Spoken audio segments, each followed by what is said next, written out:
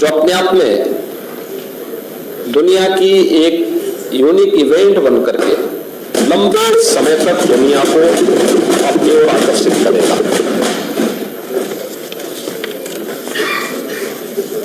अपने मुद्दे हो सकते हैं, लोगों की अपनी भावनाएं भी हो सकती हैं, और उसको हम किसी पर जबरन थोप भी नहीं सकते, और ये हमारी प्रवृत्ति भी नहीं।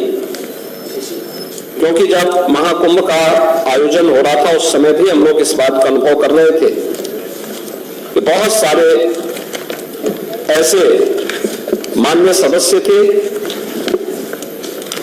या ऐसी पार्टियां थी, ऐसे संगठन थे जो तमाम प्रकार के अनर्गल लाभ इस दौरान कर रहे थे।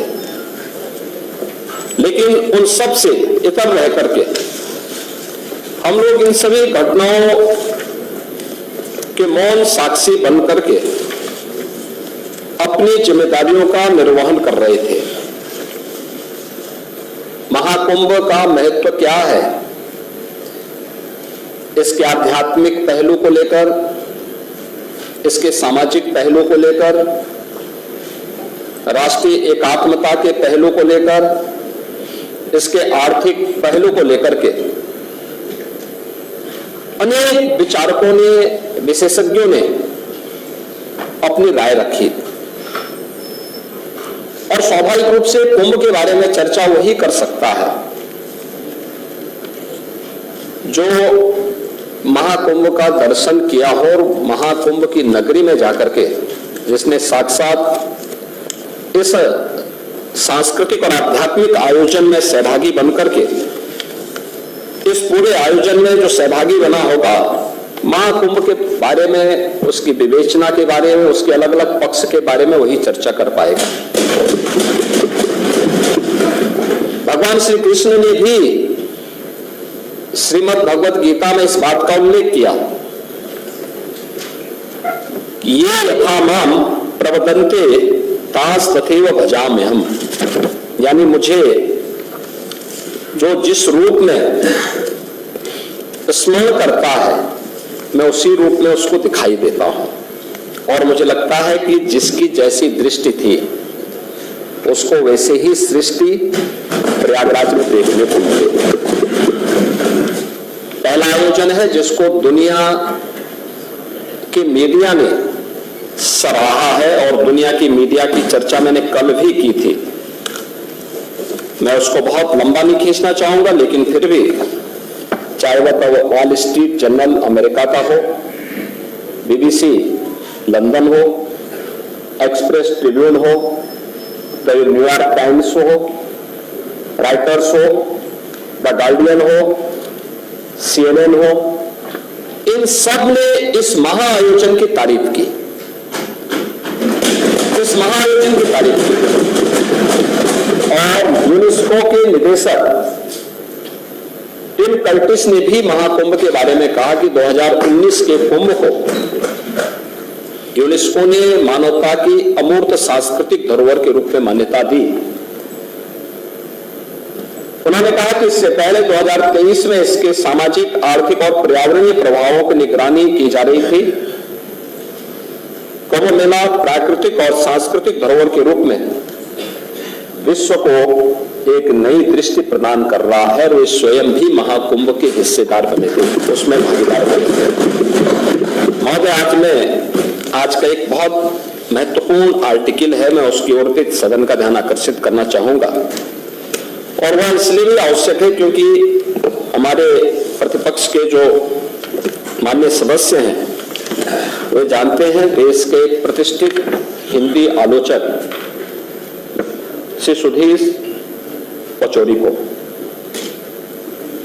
कि हमारे संघ विचारधारा के नहीं है, भारतीय जनता पार्टी से भी उनका कोई संबंध नहीं है। वे हमारी विचारधारा अन्य इस प्रकार के मुद्दों की अक्सर आलोचना और आलोचनात्मक कार्यों के लिए ही वो जाने जाते हैं। महाकुंभ के बारे में उन्होंने लिखा कि समाज अपने अनुभवों में जीता है। उन्होंने बहुत सारी चीजें इसमें लिखी हैं। उन्होंने लिखा है कि 45 दिन लंबे अनुभव में हर रोज 1 से 1.5 करोड़ की संख्या में आके संगम में सहज अनुशासित भाव से आस्था की डुबकी लगाती और उतनी शांति से वापस जाती भीड़ ने अपने सद्व्यवहार से दुनिया के मीडिया को आकर्षित और अभिभूत किया। तो भारत के सनातन धर्म के अनुशासन को और उसकी आस्था को अभिव्यक्त किए जा रहे हैं विचार। उन्होंने लिखा है कि ऐसी उदारता, सहजता, सहनशीलता, विनम्रता और शालीनता गहरा आदर भाव पैदा करती है। यानी भारत के प्रति और सनातन धर्म के प्रति हर व्यक्ति के मन में या जो भाव है, आपने देखा होगा 66 करोड़ 30 लाख से अधिक श्रद्धालु आते हैं और इन 45 दिनों में प्रयागराज हो, उत्तर प्रदेश हो, कहीं भी कोई लूट की घटना नहीं, कोई अपहरण की घटना नहीं, कोई दुष्कर्म बलात्कार की घटना नहीं, कोई भी छेड़छाड़ नहीं, कोई भी ऐसी घटना नहीं जिसके बारे में कोई अपने आप को शर्मिंदा महसूस करे। ये सामाजिक अनुशासन नहीं तो क्या? एक आत्मदाता इससे अच्छा उदाहरण। जाति के भेद, सारी सीमाएं टूट गई, कोई जाति का भेद नहीं, कोई पंथ का भेद नहीं, कोई संप्रदाय का भेद नहीं, कोई क्षेत्र का भेद नहीं, देश की सीमाओं को भी लांघने वाला, वसुधैव कुटुंबकम के भाव को जागृत करने वाला महाकुंभ एक नया संदेश दुनिया को दिया है। और अंत में सुदेश कचौड़ी इस बात को भी लिखते हैं अपने आर्टिकल में कि क्या पता कि ऐसे ही निंदकों के प्रतिकार में इस महाकुंभ में इतने रिकॉर्ड तोड़ श्रद्धालु आए ताकि दुनिया जान ले कि समस्त हिंदू समाज एक है। यानी जो लोग महाकुंभ की निंदा कर रहे थे उनके बारे में वो कहते हैं कि जो लोग कभी पॉल्यूशन को लेकर के, कभी व्यवस्था को लेकर के, कभी किसी अन्य झूठी खबर को लेकर के तमाम प्रकार से इस महाकुंभ के आयोजन को किसी न किसी प्रकार से हतोत्साहित करना चाहते थे, लेकिन उन सब निंदकों को मुंहतोड़ जवाब देने के लिए जनता जनार्दन प्रतिकार के रूप में भी वहां पर उपस्थित होती हुई दिखाई दी। उन्होंने कहा कि नहीं, हम सब एक हैं ताकि दुनिया जान ले कि समस्त हिंदू समाज एक है। यही नहीं, महाकुंभ ने एक नया हिंदू विमर्श भी पैदा किया है कि ये पश्चिमी आधुनिकता जिसे तूने दूषित किया वह अब भी हमारे लिए पवित्र है। याद करिए, जिस गंगा की पवित्रता और अविरलता के बारे में प्रश्न उठ रहा था 2014 के पहले, नमामि गंगे परियोजना के पहले उत्तर प्रदेश के अंदर मां गंगा 1000 किलोमीटर दूरी तय करती है, बिजनौर जनपद से बलिया जनपद तक। इन 1000 किलोमीटर के दायरे में सबसे क्रिटिकल पॉइंट, और ये क्रिटिकल पॉइंट केवल उत्तर प्रदेश के लिए नहीं था, गंगोत्री से लेकर गंगा सागर तक के इस पूरे 2500 किलोमीटर के दायरे में था, वो कानपुर था। कानपुर में 125 वर्षों से सीसामऊ में 4 करोड़ लीटर सीवर प्रतिदिन गंगा जी में उड़ेला जाता था।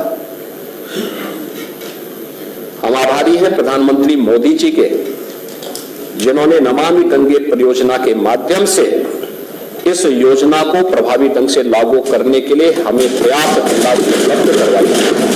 यद्यपि पैसा 2015 में भी उन्होंने उपलब्ध कराई, लेकिन समाजवादी पार्टी की तत्कालीन सरकार ने उसको लागू करने के लिए कोई कदम नहीं उठाए। ये जो प्रदूषण की बात करते थे ना, ये वही लोग हैं जो अपने समय में कुछ कर नहीं पाए और हमें अवसर मिला तो डबल इंजन की सरकार ने सीसा मऊ के सिवर पॉइंट को सेल्फी पॉइंट बनाने का काम किया। एक भी बूंद सिवर आज के दिन पे मां गंगा में कानपुर में नहीं जाता है।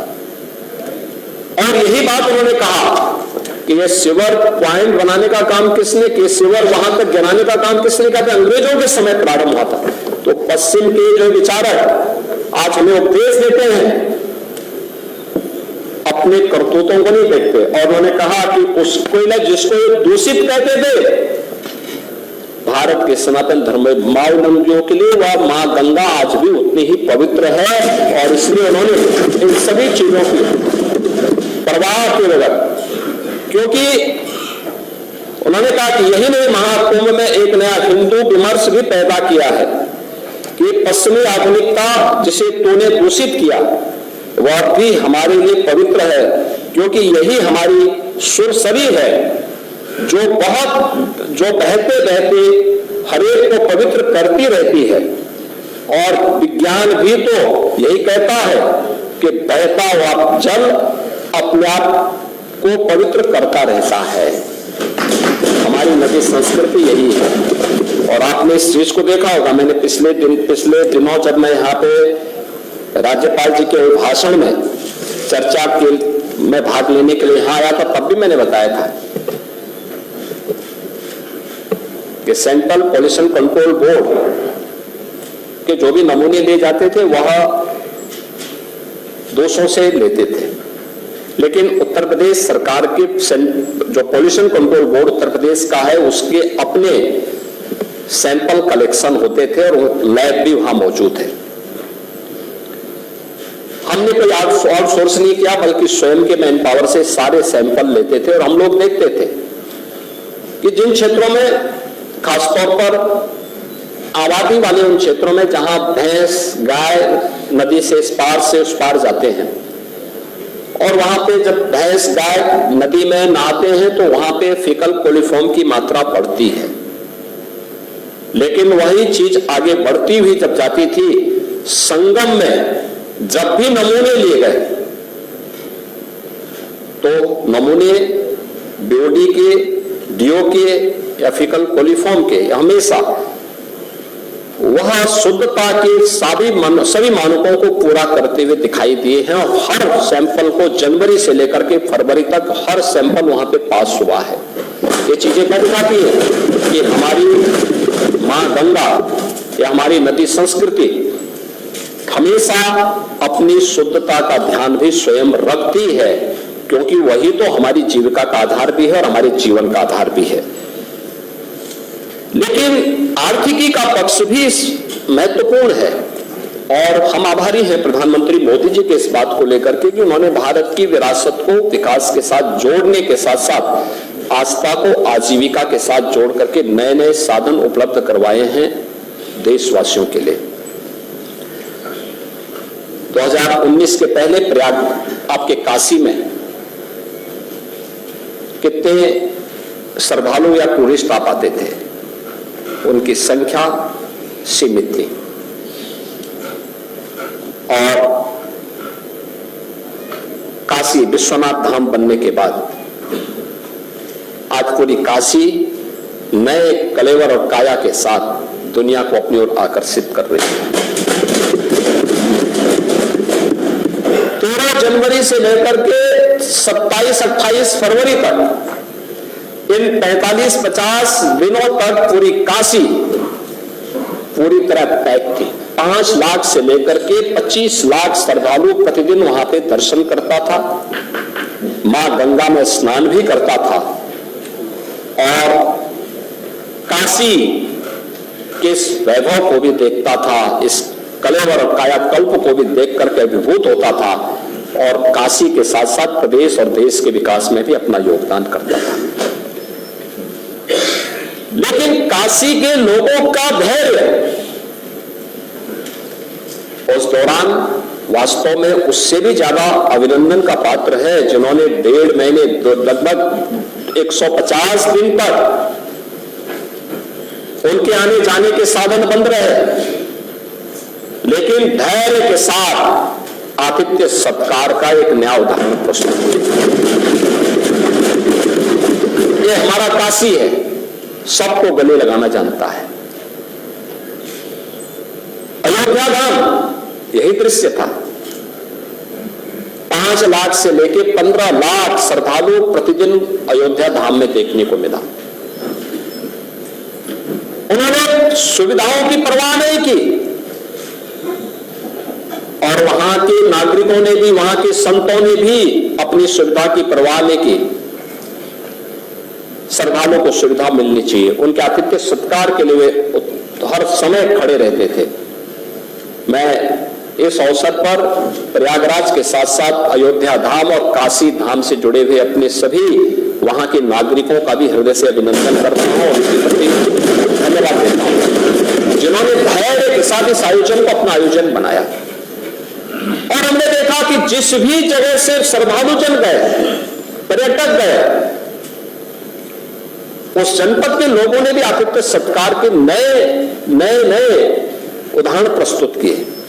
क्या चित्रकूट हो या प्रतापगढ़, जौनपुर हो, भदोई हो, मिर्जापुर हो, कौशाम्बी हो, फतेहपुर हो, या जिस भी मार्ग से गए, हर एक जगह लोगों ने अभिभूत करने वाला स्वागत किया। मुझे याद है 28 जनवरी को सायकाल 5 बजे से लेकर के 29 जनवरी को हम लोगों ने प्रयागराज में भीड़ के वॉल्यूम को देखते हुए लगभग 2 लाख वाहन अगल बगल के जनपदों में रोके थे और उस जनपद में ही उन श्रद्धालुओं के लिए भोजन की, रहने की व्यवस्था की थी, वहां के नागरिकों ने की थी, प्रशासन उसमें सहयोगी बन रहा था, लोग कर रहे थे। आतिथ्य सत्कार का इससे बड़ा उदाहरण और क्या हो सकता है? और कहीं कोई घटना नहीं, कहीं कोई घटना नहीं घटित हुई। विदेश के लोग भी आए, पूरी दुनिया आई थी, 100 से अधिक देशों के लोग इस अवसर पर आए। और आर्थिकी के बारे में इसकी आस्था आजीविका का आधार बनता है। आप पीडीए की बात करते हैं, मैं तो एक नाविक की चर्चा कर रहा हूं, मैंने कल भी सदन में की थी। एक नाविक परिवार जिनके पास 130 नौकाओं का बेड़ा है, उन्होंने 13 जनवरी से लेकर के 26 फरवरी के बीच में 30 करोड़ रुपए कमाए हैं एक परिवार। आप मुझे बताइए, क्या इतना पैसा कभी कोई कमा सकता है?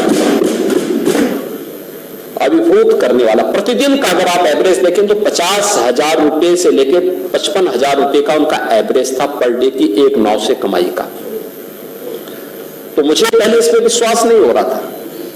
मैं प्रयागराज एक दिन गया था, स्वयं भी मैंने इस चीज को कहा कि भाई कैसे हो रहा है, क्योंकि हम लोगों ने तो, मैं, हमारे साथ दोनों डिप्टी सीएम भी, हमारे मंत्रिमंडल के तमाम सहयोगी भी और नाविकों का सम्मान भी किए थे, क्योंकि हमारे लिए सम्मान करने का अवसर इसलिए भी था क्योंकि भगवान राम के मित्र निषाद राज की परंपरा को आज भी वे उसी श्रद्धा भाव के साथ निर्वहन कर रहे हैं।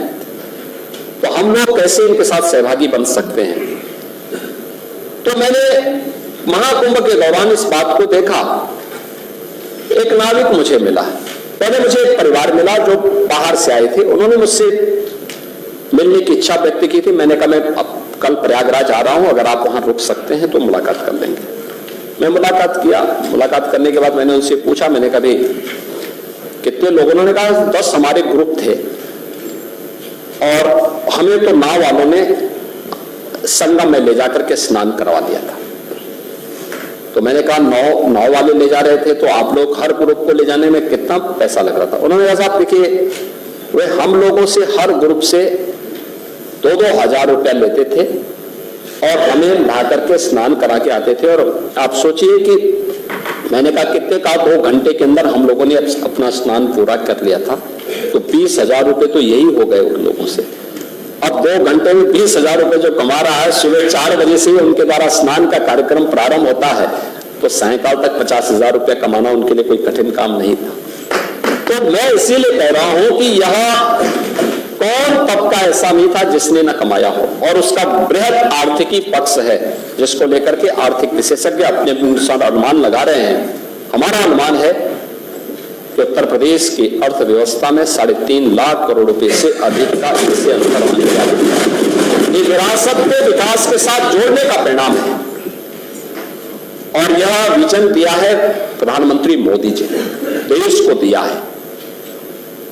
ये केवल उत्तर प्रदेश जो कि उसकी आत्मा है, उत्तर प्रदेश में सभी स्थल है, इन क्षेत्रों से तो ही रहा है, लेकिन दुनिया, पूरा देश इससे अभिभूत है। दुनिया ने इस महा चमत्कार को देखा है जो महाकुंभ ने दुनिया को दिया है। लेकिन मैं समाजवादी पार्टी से जुड़े हुए मित्रों से कहना चाहता हूं, भारत की विरासत पर आप गौरव की अनुभूति नहीं करते? कम से कम जिनके नाम पे आप राजनीति करते हैं उनके विचारों को ही मान लेते हैं। डॉक्टर राम मनोहर लोहिया ने इस बात को कहा था कि भारत की एकात्मता के 3 आधार हैं, श्री राम, श्री कृष्ण और शिव शंकर, भगवान शिव। जब तक भारत की जनता इन 3 देव महापुरुषों के प्रति श्रद्धा का भाव रखेगी, तब तक भारत को भारत बने रहने से कोई रोक नहीं सकता। दुनिया की जनता का भारत का भाग होता है। डॉक्टर राम मनोहर लोहिया प्रखर समाजवादी थे। वे हमारी विचारधारा से जुड़े हुए नहीं थे, हां कांग्रेस के विरोधी थे, अपने मुद्दों पर लड़ते थे। आज समाजवादी पार्टी डॉक्टर लोहिया के विचारों से कितनी दूर भाग चुकी है। आज राम को, कृष्ण को, शिव की परंपरा को, भारत की विरासत को कोसना ये समाजवादी पार्टी का मानो जीवन का उद्देश्य हो गया।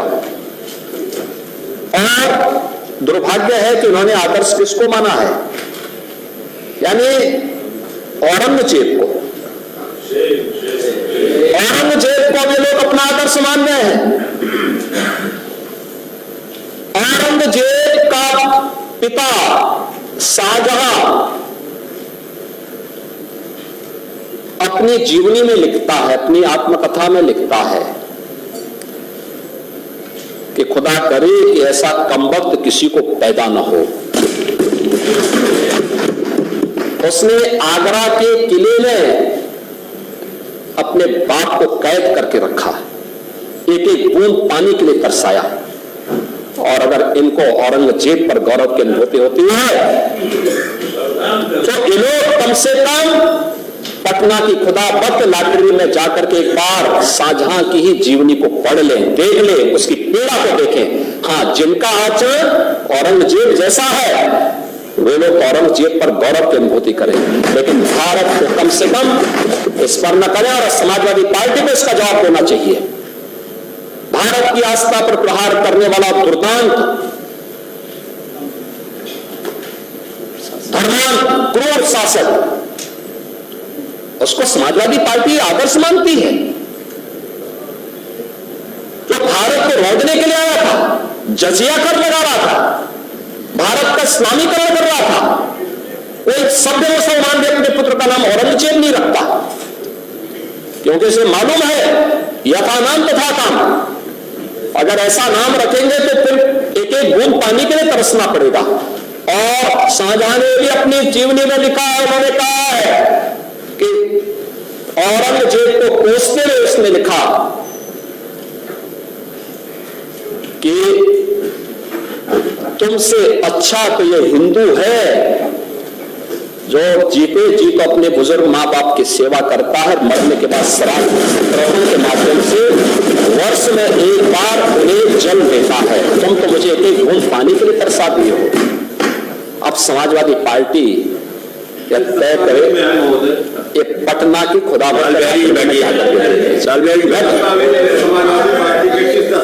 ये समाजवादी पार्टी का नेता आपका विधायक घोषणा करो ना, उस कमबख्त को निकालो पार्टी से और उसको एक बार यूपी भेज दीजिए, बाकी उपचार हम अपने आप करवा लेंगे।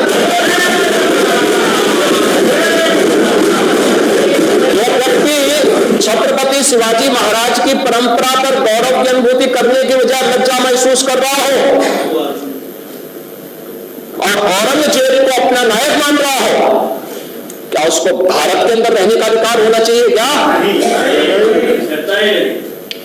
और समाजवादी पार्टी को इसका जवाब देना चाहिए। एक तरफ आप कुंभ को पूछते रहे और दूसरी तरफ औरंगजेब जैसे दुष्ट और क्रूर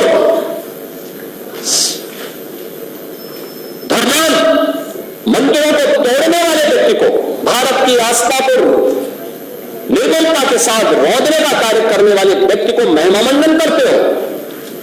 आखिर कौन सी नस ऐसी आपकी दबी हुई है कि आप लोग अपने उस व्यक्ति पर, उस विधायक पर नियंत्रण नहीं कर पा रहे हैं? और इसीलिए मैं कहना चाहता हूं कि व्यक्ति के विचार अलग हो सकते हैं, मानव खंडन क्यों नहीं समाजवादी पार्टी है? समाजवादी पार्टी खंडन करे इसका। लाल बिहारी सुनिए, समाजवादी पार्टी को, लाल बिहारी समाजवादी पार्टी को इसका खंडन करना चाहिए। समाजवादी पार्टी को इसका खंडन करना चाहिए और समाजवादी पार्टी को उसको बाहर निकाल देना चाहिए, निकाल देना चाहिए बाहर, या यहां बुलाइए सम्मेलन में। उत्तर प्रदेश तो ऐसे लोगों का उपचार करने में बहुत देरी नहीं करता है। मैंने यह वर्ष और भी महत्वपूर्ण है। बाबा साहब भीमराव अंबेडकर ने जिस संविधान के शिल्पी बनकर के भारत को एक संविधान दिया, भारत के संविधान को अंगीकार करने का यह अमृत वर्ष भी है, अमृत महोत्सव वर्ष भी है। और मैं एक बार और फिर कहूंगा कि समाजवादी पार्टी ने कभी भी एक बार नहीं, 3-3, 4-4 बार इन्हें शासन करने का अवसर मिला, बाबा साहब भीमराव अंबेडकर के नाम पे एक भी संस्था खड़ी नहीं की, बल्कि उनके नाम पर बनी हुई संस्थाओं को नाम हटाने का काम ही किया। ये लोग संविधान की बात करते हैं, यानी उन्होंने केवल कन्नौज का ही नहीं, सामाजिक न्याय के तमाम पुरोधाओं का नाम मिटाने का काम किया। संविधान की ऊपर से लेके घूमते हैं, ये पीडीए की बात करते हैं। किस पीडीए की बात कर रहे हैं? बाबा साहब भीमराव अंबेडकर के नाम पे कोई संस्था समाजवादी पार्टी ने खड़ी की हो? हम तो कह सकते हैं बीजेपी ने प्रधानमंत्री मोदी जी के नेतृत्व में पंच तीर्थ का निर्माण करवाया।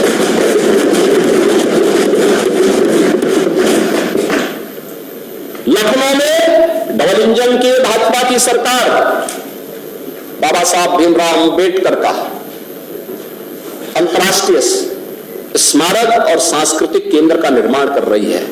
हम दलित बच्चों को वहां से स्कॉलरशिप की सुविधा भी देने जा रहे हैं। अंबेडकर महासभा उस अभियान को लेकर के आगे बढ़ रही है। सामाजिक न्याय के महापुरुषों के बारे में सावित्रीबाई फुले के नाम पर लखनऊ के बाबा साहब भीमराव अंबेडकर विश्वविद्यालय में हमारी सरकार ने छात्रावास बनाया, जिससे दलित बच्चे पढ़ सके। हमारी सरकार ने कन्नौज के मेडिकल कॉलेज का नामकरण बाबा साहब भीमराव अंबेडकर का जो नामकरण आप लोगों ने हटाया था, हम लोगों ने फिर से बाबा साहब भीमराव अंबेडकर के नाम से और इस बार के बजट में भी हम लोगों ने सामाजिक न्याय से जुड़े हुए इन सभी पुरोधाओं का सम्मान किया। आपकी पीड़ा को हम समझ सकते हैं। आप लोग एक परिवार से बाहर निकल ही नहीं सकते।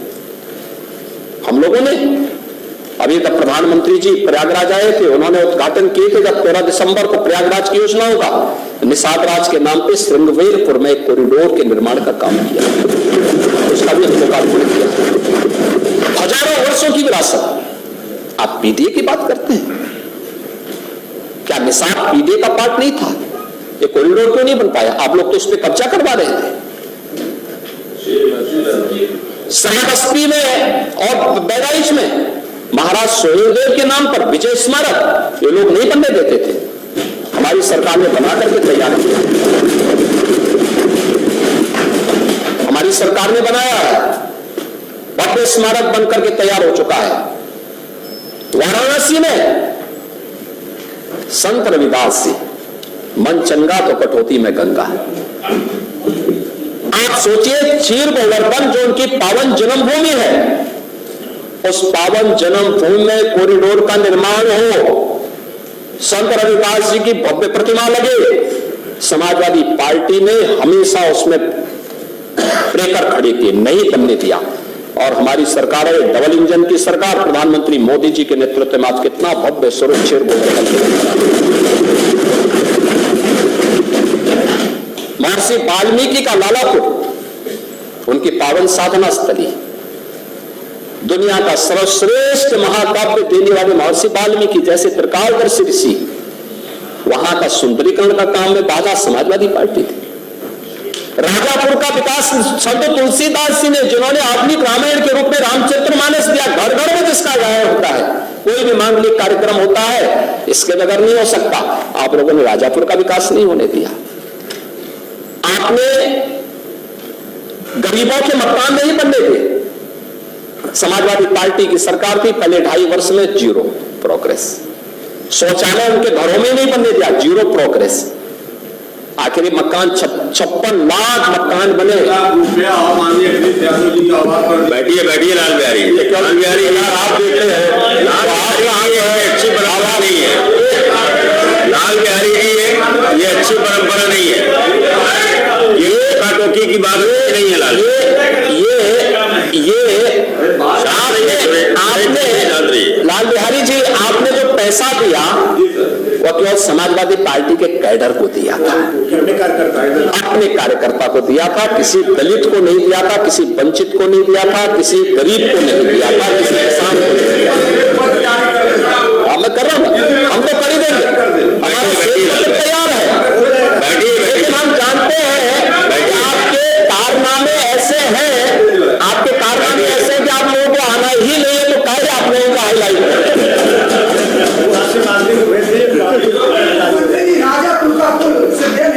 बैठिए बैठिए।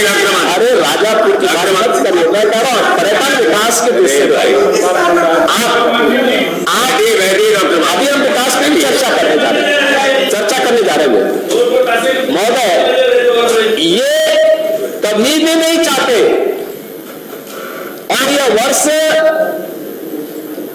जब हम लोग भारत के संविधान को स्वीकार कर लागू करने का अमृत महोत्सव वर्ष मना रहे, 75 वर्ष पूरे होने के उपलक्ष्य में इस आयोजन को कर रहे हैं, तो बाबा साहब भीमराव अंबेडकर के प्रति कृतज्ञता ज्ञापित करने का वर्ष भी है, और प्रधानमंत्री मोदी जी के प्रति आभार व्यक्त करने का, जिन्होंने 26 नवंबर की तिथि को संविधान दिवस के रूप में देशवासियों को दिया है।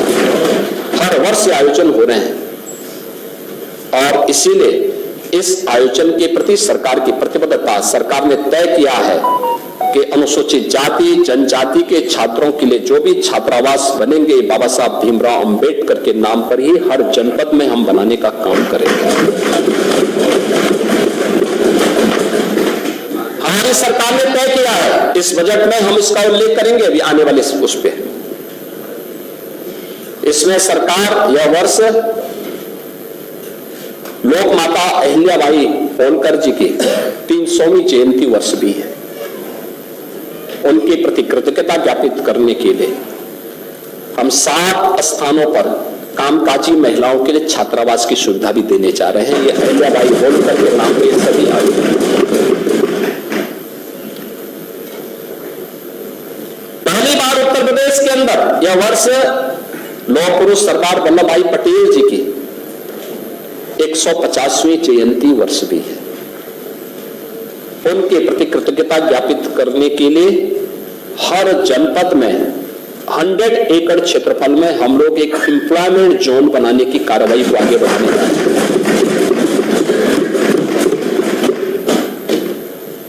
ऐसी अनेक योजनाओं को लेके आए हैं। भगवान बिरसा मुंडा की 150वीं जयंती है। भगवान बिरसा मुंडा महान स्वतंत्रता संग्राम सेनानी भी थे। जनजातीय समाज को एक नई दिशा दी थी उन्होंने। विदेशी ताकतों के खिलाफ लड़े थे। उनके प्रति कृतज्ञता ज्ञापित करने के लिए हम लोगों ने उनके नाम पर इमलिया कोडर बलरामपुर में पहले से ही एक म्यूजियम बनाया है, जनजातीय म्यूजियम। और ऐसे मिर्जापुर और सोनभद्र में भी इस प्रकार के म्यूजियम के निर्माण के कार्यक्रम को हमारी सरकार आगे बढ़ाने जा रही है। सरकार का कार्यक्रम अपनी विरासत को आगे बढ़ा करके एक सर्वसमावेशी, सर्वस्पर्शी और लोक मंगल की कामना के बजट को लेकर के आगे आना था। और सरकार ने इन सभी महापुरुषों के प्रति कृतज्ञता ज्ञापित करते हुए अटल जी की स्मृति को, यह वर्ष अटल जी की जन्म शताब्दी वर्ष भी है, हमने सारी हर नगर निकाय में एक एक डिजिटल लाइब्रेरी बनाई है जो सदैव अटल जी को समर्पित है। उसको बनाने के कार्यक्रम को हमने जोड़ा, बजट में इसके लिए प्रावधान किया पैसे के। महोदय, यह हमारा सौभाग्य है कि हमारी सरकार ने 9वां बजट प्रस्तुत किया है। 9 बजट में हर बजट की अपनी थीम थी और थीम, पहला बजट अन्नदाता किसान को समर्पित था। जब 2017 में हम लोग आए थे, किसान की कर्ज माफी से लेकर के अनेक योजनाएं उनके लिए घोषित की थी। और आज मैं कह सकता हूं, जब मैं कुछ आंकड़े दूंगा तो आप देखेंगे कि कितना गुना अधिक पैसा किसान को आज प्राप्त हो रहा है। हमने दूसरा बजट प्रस्तुत किया था। याद रखना, 17 के पहले प्रदेश का अन्नदाता किसान आत्महत्या करता था। आज अन्नदाता किसान खुशहाल है। उसके बारे में हम आगे बताएंगे भी। दूसरा बजट हमने प्रदेश के इंफ्रास्ट्रक्चर और औद्योगिक विकास को समर्पित किया था, जो किसी भी विकसित राज्य के या विकसित देश की एक आधारशिला बनती है और ये नए रोजगार का सृजन भी करता है। हमने उसको समर्पित किया था। तीसरा बजट प्रदेश की मातृशक्ति को समर्पित किया था। महिला सशक्तिकरण को लेकर मिशन शक्ति के कार्यक्रम को भी सरकार ने इस वर्ष लॉन्च किया था। चौथा बजट युवा शक्ति को समर्पित किया था और इसमें स्वामी विवेकानंद स्कीम के अंतर्गत 2 करोड़ युवाओं के लिए टैबलेट और स्मार्टफोन वितरण के कार्यक्रम को हम लोगों ने आगे बढ़ाया था और प्रदेश में अनेक रोजगार के अवसर सृजित करने के नए नए कार्यक्रमों को हमने आगे बढ़ाया था। 21-22 का बजट स्वावलंबन से सशक्तिकरण की थीम पर, 22-23 का अंत्योदय से आत्मनिर्भरता के लेकर के, 23-24 का त्वरित समावेशी और समग्र विकास को समर्पित था। 24-25 का अयोध्या में प्रभु श्री रामलला के प्रकटीकरण, 500 वर्षों के बाद पुनः रामलला का विराजमान होना, राम राज्य की अवधारणा को लेकर के कि लोक मंगल की कामना के साथ यह बजट हमने प्रस्तुत किया था। और 25-26 का बजट सर्वे संतु निरामया, इस भाव के साथ वंचित को वरीयता, इस भाव के साथ यह बजट प्रस्तुत किया गया। और महोदय, मुझे बताते प्रसन्नता है कि वंचित को वरीयता, आपने देखा होगा कि सरकार ने जो कदम बढ़ाए, केंद्र में 10 वर्ष में 25 करोड़ लोग गरीबी रेखा से उभरे और प्रदेश में पिछले 8 वर्ष में किए गए प्रयास से 6 करोड़ लोगों को गरीबी रेखा से ऊपर उठने में मदद मिली है। बजट में हम लोगों ने अंत्योदय से एक उन्नत अर्थव्यवस्था के रूप में, ईज ऑफ लिविंग से ईज ऑफ डूइंग बिजनेस तक, कृषि से लेकर के गरीब कल्याण तक, आस्था से आजीविका तक, शिक्षा से स्वावलंबन तक, संस्कृति से समृद्धि तक और महिला सशक्तिकरण के संकल्प को हम लोगों ने सम्मिलित करते हुए एक विकसित उत्तर प्रदेश की आधारशिला इसके माध्यम से हम लोग रखेंगे। यह हम लोगों ने इस बजट में इस थीम के साथ काम करना प्रारंभ किया है और इस आधार पर लगभग इस बार का जो हमारा बजट है, जो यहाँ पे माननीय सदस्यों ने अपने भाषण में यहाँ पे कहा होगा कि 8,08,736 करोड़ रुपए की का यह बजट हम लोगों ने उत्तर प्रदेश की जनता जनार्दन को समर्पित किया है। इसमें अगर आप देखेंगे 16-17 की तुलना में यह लगभग 2.5 गुना बढ़ा है और 24-25 की तुलना में लगभग 10% अधिक है। बढ़ाना बजट का आकार ये केवल एक व्यय नहीं है, बल्कि अंतिम पायदान पर विकास की पहुंच, उत्तर प्रदेश का इंफ्रास्ट्रक्चर डेवलपमेंट, आम जन के जीवन स्तर को ऊपर उठाने और प्रति व्यक्ति आय को बढ़ाने के साथ साथ आर्थिक विकास को तेज करने की एक ईमानदार प्रतिबद्धता को दोहराने का कार्य कर रहा है। और सरकार ने उन्हीं भावों के साथ इस बजट को प्रस्तुत किया है, जिसमें बहुत सारी चीजें हम लोगों ने इसके माध्यम से दी है, जिसमें सबसे महत्वपूर्ण बात है कि 2,25,000 करोड़ रुपए से अधिक की राशि केवल कैपिटल एक्सपेंडिचर के लिए है। यानी कैपिटल एक्सपेंडिचर का मतलब बुनियादी ढांचागत विकास के लिए। ये विकास की गति को तीव्र करता है, अर्थव्यवस्था को सुदृढ़ करता है और रोजगार के अनेक अवसर का सृजन करता है। और यह एक बड़ी राशि उत्तर प्रदेश के बजट में हम लोग प्रस्तुत करते आए हैं। अगर 16-17 की तुलना में हम देखेंगे तो प्रति व्यक्ति आय को हमें दोगुने से अधिक करने में सफलता प्राप्त हुई है। उत्तर प्रदेश हर दिशा में आगे बढ़ा है और मुझे बताते हुए प्रसन्नता है कि हमारे समाजवादी पार्टी के मित्रों को इस बात के लिए परेशानी होती है कि आप बजट का दायरा क्यों बढ़ा रहे हैं। देखिए, बजट के दायरे को ही नहीं बढ़ाया जाता है, बल्कि अपने घाटे को भी नियंत्रित किया जाता है। और राजकोषीय अनुशासन का, वित्तीय अनुशासन का सबसे अच्छा उदाहरण माना जाता है, जिसके लिए रिजर्व बैंक ने भी एक लिमिट तय की हुई है कि आप इससे ज्यादा जो आपका कुल जीएसडीपी होगा उससे आप कितना पैसा उधार लोन दे सकते हैं, वो लिमिट तय है। और सरकार का जो यह जीएसडीपी का जो हमारा राजकोषीय घाटा है 3% से कम है, 3% यानी 2.97% है, जिसको हम कांस्टेंट रूप से आगे बढ़ा रहे हैं, जबकि हम बजट का दायरा बढ़ा रहे हैं। और यह तब है कि जब पिछले 8 वर्ष में सरकार ने कोई नया टैक्स उत्तर प्रदेश की जनता जनार्दन पे नहीं लगाया, बल्कि डीजल और पेट्रोल पर जो पहले से वैट था उसको कम किया है। बिना टैक्स बढ़ाए बजट का दायरा बढ़ा देना, बिना टैक्स लगाए इंफ्रास्ट्रक्चर के नए युग में प्रदेशवासियों को पहुंचा देना, यह अपने आप में सरकार की प्रतिबद्धता को दिखाता है, पॉलिटिकल विल पावर को दिखाता है। सरकार ने दिखाने का प्रयास किया कि हाँ, हम भ्रष्टाचार पर प्रहार करेंगे, लीकेजेज को रोकेंगे, और लीकेजेज को रोकने का परिणाम है कि आज हम बजट के दायरे को बढ़ाने में भी सफल हुए हैं। विकास के लिए पैसा दिया है, लोक कल्याण के लिए पैसा दिया है, और हर एक विभाग की आवश्यकताओं की पूर्ति करते हुए सरकार ने इन कार्यक्रमों को आगे बढ़ाने का काम किया है। मार्च तक खर्च नहीं हो पा रहा है। अरे लाल बिहारी जी जबरदस्ती लिखवा रहे हैं। बात आपने कही है तो अच्छा, आपका बजट का 3 लाख करोड़ था तो आपका जो खर्चा होता था वह भी 60 से 65% तक ही मात्र खर्च हो पाता था। आप उसको पीएलए में डालते थे जिससे अगली बार फिर उसमें लूट हो सके। हमने पीएलए की स्कीम बंद करवाई, हमने कहा वापस राजकोष में जाएगा। और याद रखना, आज बजट का दायरा 8 लाख करोड़ से ऊपर का पहुंच चुका है और ये खर्चा 31 मार्च तक ये खर्चा हो जाएगा। आप ये मान के चलिए कि यह जो खर्चा होगा ये 75 से लेके 80% और कभी कभी 90% तक ये खर्चा होता है।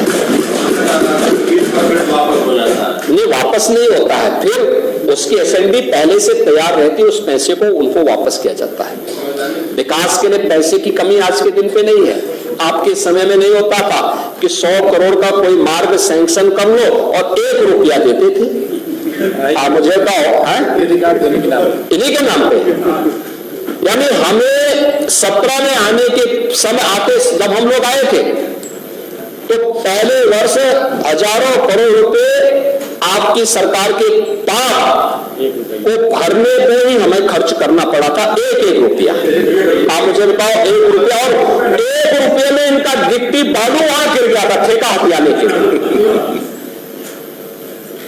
यानी ये लोग मजाक बना रहे थे उत्तर प्रदेश को। लेकिन आज ऐसा नहीं हो सकता। पिछले 8 वर्ष में जो ट्रांसपेरेंसी लेके आए हैं, हाँ, कार्य में औपचारिकताओं को पूर्ण करने में समय लगेगा, लेकिन कार्य पूरा होगा। कार्य पूरा होने की गारंटी है। उस पूरा होने की गारंटी के साथ आज काम हो रहा है। महोदय, नीति आयोग ने उत्तर प्रदेश को अपने राजकोषीय अनुशासन को बनाए रखने के लिए देश के अंदर अग्रणी राज्यों की श्रेणी में रखा है कि यह उत्तम उदाहरण है। देखिए, 25 करोड़ की आबादी है और रेवेन्यू सरप्लस स्टेट है। हमारे पास एक समय था, समाजवादी पार्टी की सरकार थी, कोई बैंक लोन देने को तैयार नहीं होता था, कोई निवेश करने को तैयार नहीं होता था। आज हम कोई प्रोजेक्ट तैयार करते हैं, एक लाइन लगती है बैंकों की, साहब बताइए हम पैसा देना चाहते हैं, पैसा देना चाहते हैं। परसेप्शन। एक समय आप था लाल बिहारी जी, अगर आप 17 के पहले देश के अंदर किसी होटल या किसी धर्मशाला में जाते उत्तर प्रदेश के नाम पर और आजमगढ़ के नाम पे, तो कभी कमरा ही नहीं मिल पाता था। लेकिन आज ऐसा स्थिति नहीं। आज तो आप कहीं जाएंगे, उत्तर प्रदेश के नाम पे, समाजवादी पार्टी का नाम मत बोलना, उत्तर प्रदेश के नागरिक है, हर व्यक्ति आपको सम्मान की निगाहों से देखेगा। ये परसेप्शन है। आपने कहां छोड़ा था, ये सरकार कहां लेके गई है। 17 के पहले उत्तर प्रदेश का मान और सम्मान कहीं नहीं था। आप लोगों ने सम्मान डुबो दिया था। उत्तर प्रदेश का लाल बिहारी सम्मान नहीं था। पूरी बात सुन लीजिए, पूरी बात सुनिए, पूरी बात सुनिए। ये सच्चाई है। आप सोचिए ना, मैं तो बोल रहा हूं, ये होता था नहीं। मैं उत्तर प्रदेश का नौजवान कहीं अपनी पहचान नहीं बताता था, छुपाता था, लेकिन आज पहचान का संकट नहीं उसके पास। आज जाता है, लोग उत्तर प्रदेश के नाम से उसका सम्मान करते हैं और बोलते हैं अच्छा उत्तर प्रदेश से। सामने पूछने वाले का चेहरा खिलता है और ये है यूपी की नई पहचान। और इसलिए आप सबसे मैं कहना चाहूंगा कि आपको थोड़ा इन सब पर आत्ममंथन करना चाहिए, कभी एकांत में समय मिले, क्योंकि वैसे भी आप लोगों का कोई काम तो नहीं, सदन के दौरान थोड़ा बोलने का मौका मिला, वैसे कोई काम मिलेगा नहीं, तो थोड़ा एकांत में बैठेंगे तो मानसिक रूप से भी शांति मिलेगी। और थोड़ा पिछले कार्यों के लिए पश्चाताप करके उत्तर प्रदेश की जनता से एक बार माफी मांग लेते कि आपने किए, आप नहीं थे, लेकिन जो थे उन लोगों से बोलिए और वो लोग बोले इस चीज को, तो कम से कम लोगों को ये चीज लगेगा कि वास्तव में गलती का एक पश्चाताप कर रहे हैं। इसीलिए इस समय साथ अमेरिका जो है, ये लाल बिहारी लोगों को वहां से बांध करके भेज रहा है।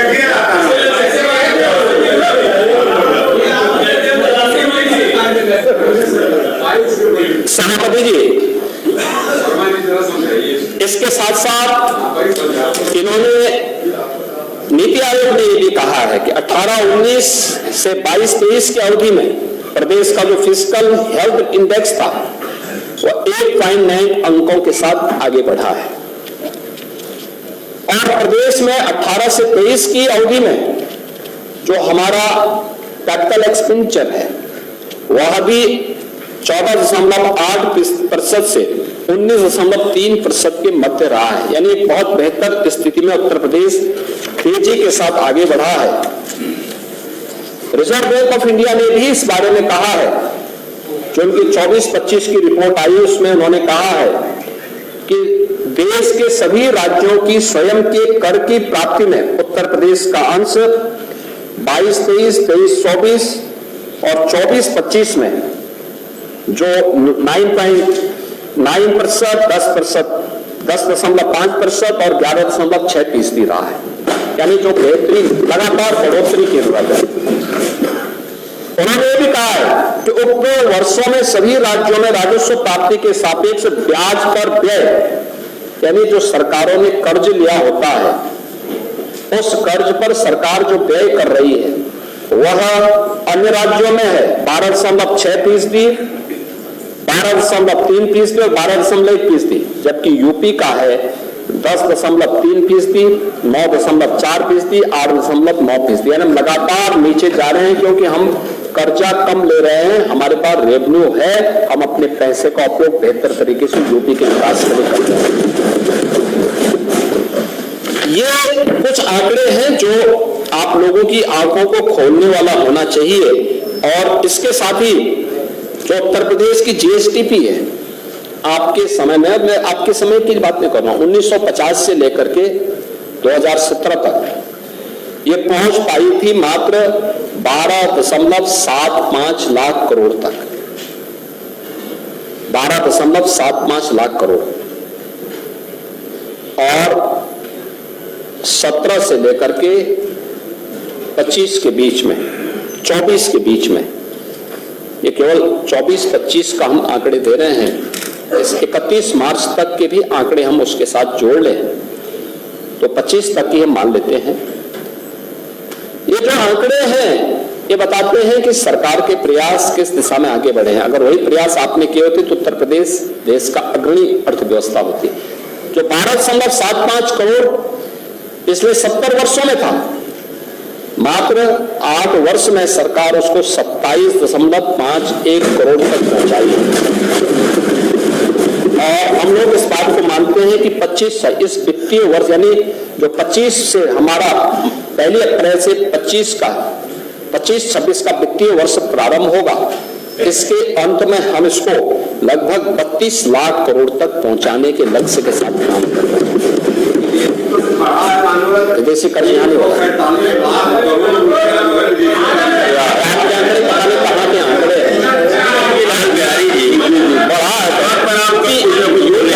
स्वतंत्र हुआ 55 लाख करोड़ रुपया था, और जब से भारतीय जनता पार्टी की सरकार आई है 9 साल में 147 लाख करोड़ रुपया विदेशी कर्ज विकास में हम करना चाहते हैं। डालिए सत्य डालिए, लाल बिहारी जी सुनिए, सत्य कड़वा होता है। अगर आपने यहाँ पे दयालु, हमारे दयाशंकर मिश्रा दयालु जी के भाषण को थोड़ा सुना होता है, उन्होंने बहुत अच्छा भाषण दिया, लेकिन बहुत संक्षेप में दिया। उन्होंने एक बात कही, जो ब्रिटेन हम पर शासन किया था 200 सालों तक, भारत ने अपनी आजादी के अमृत महोत्सव वर्ष में उस ब्रिटेन को पछाड़ करके जो दुनिया की 5वीं बड़ी अर्थव्यवस्था प्रधानमंत्री मोदी जी के नेतृत्व में बना है। भारत की अर्थव्यवस्था का दायरा बढ़ेगा तो यहां पर पूंजीगत निवेश के लिए और वेलफेयर की स्कीम के लिए कर्ज का दायरा भी उसमें बढ़ेगा। लेकिन यह सरकार की उसमें है, और आपने इसकी चर्चा तो की, आपने यूएस की चर्चा नहीं की, इंग्लैंड की चर्चा नहीं की, जिस इंग्लैंड में आपके नेता निवेश करते हैं अपना, आप थोड़ा वहां की भी चर्चा कर लो ना। आप जापान की चर्चा करिए, इनके पास कितना इन लोगों ने कर्जा लिया है, अगर उनके सामने आप भारत का देखेंगे तो ये बहुत कम है, बहुत कम है। और भारत का जो भी है वो अपने नियंत्रण में है, और भारत को आज जिस दिशा में प्रधानमंत्री मोदी जी लेके गए हैं, 27 में भारत दुनिया की तीसरी बड़ी अर्थव्यवस्था भी बनने जा रहा है। इसके लिए जो रिफॉर्म, परफॉर्म और ट्रांसफॉर्म की नई संस्कृति को प्रधानमंत्री मोदी जी ने दिया है, ये उसी का परिणाम है। आप लोगों की समझ और बुद्धि से थोड़ा ऊपर का विषय है, आप लोगों को थोड़ा उसके बारे में सोचना चाहिए। लेकिन मैं इस बात को कह सकता हूं कि 2023-24 में अगर आप देखेंगे, देश की जीडीपी 9.6% की दर से बढ़ा है, उत्तर प्रदेश की 11.6% की दर से आगे बढ़ा। यानी जो कदम हमने प्रधानमंत्री मोदी जी के मार्गदर्शन में उत्तर प्रदेश के अंदर उठाए हैं, इसके परिणाम बेहतरीन तरीके से हुए हैं। डिजिटल मैकेनिज्म जो यूपी के अंदर लागू हुआ है, उसका परिणाम शासन की कार्य पद्धति में एक ट्रांसपेरेंसी के रूप में भी सामने देखने को मिला है। और आज मुझे बता, जो मैंने कहा ना कि उत्तर प्रदेश ने कोई नया टैक्स नहीं लगाया, आपने महाकुंभ के दौरान, आप लोगों को खैर फुर्सत कहां ये सब सुनने की, जो बाहर के लोग आते थे उत्तर प्रदेश के अंदर डीजल या पेट्रोल लेते थे, तो उनके राज्य की तुलना में सस्ता होता था, तमिलनाडु की तुलना में, कर्नाटक की तुलना में या पंजाब की तुलना में सस्ता होता था। तो वे लोग आकर के यहां कहते साहब देखिए यूपी में तो डीजल पेट्रोल भी सस्ता है, यानी आप लोग वहां जनता का शोषण वहां भी आपके मित्रगण कर रहे हैं। तो हम लोगों ने यहां पे डीजल पेट्रोल की दर देश में सबसे कम है और सबके बावजूद भी उत्तर प्रदेश तेजी के साथ आगे बढ़ रहा है। डिजिटल लेन देन जो मैंने कहा ना, शासन की कार्य पद्धति में ट्रांसपेरेंसी को लाता है और इसका एक बेहतरीन उदाहरण बनकर के उत्तर प्रदेश उभरा है। 2017-18 में केवल 122.84 करोड़ का डिजिटल ट्रांजैक्शन हुआ था और अगर 24-25 के दौरान हम इसको देखेंगे तो यह है 1024.41 करोड़ का डिजिटल ट्रांजैक्शन, कई गुना बढ़ा है। और यूपी में डिजिटल लेन देन अपनाने में पूरे देश में नंबर 1 पर है और इसमें से आधे से अधिक तो केवल यूपीआई के माध्यम से ही हुए हैं।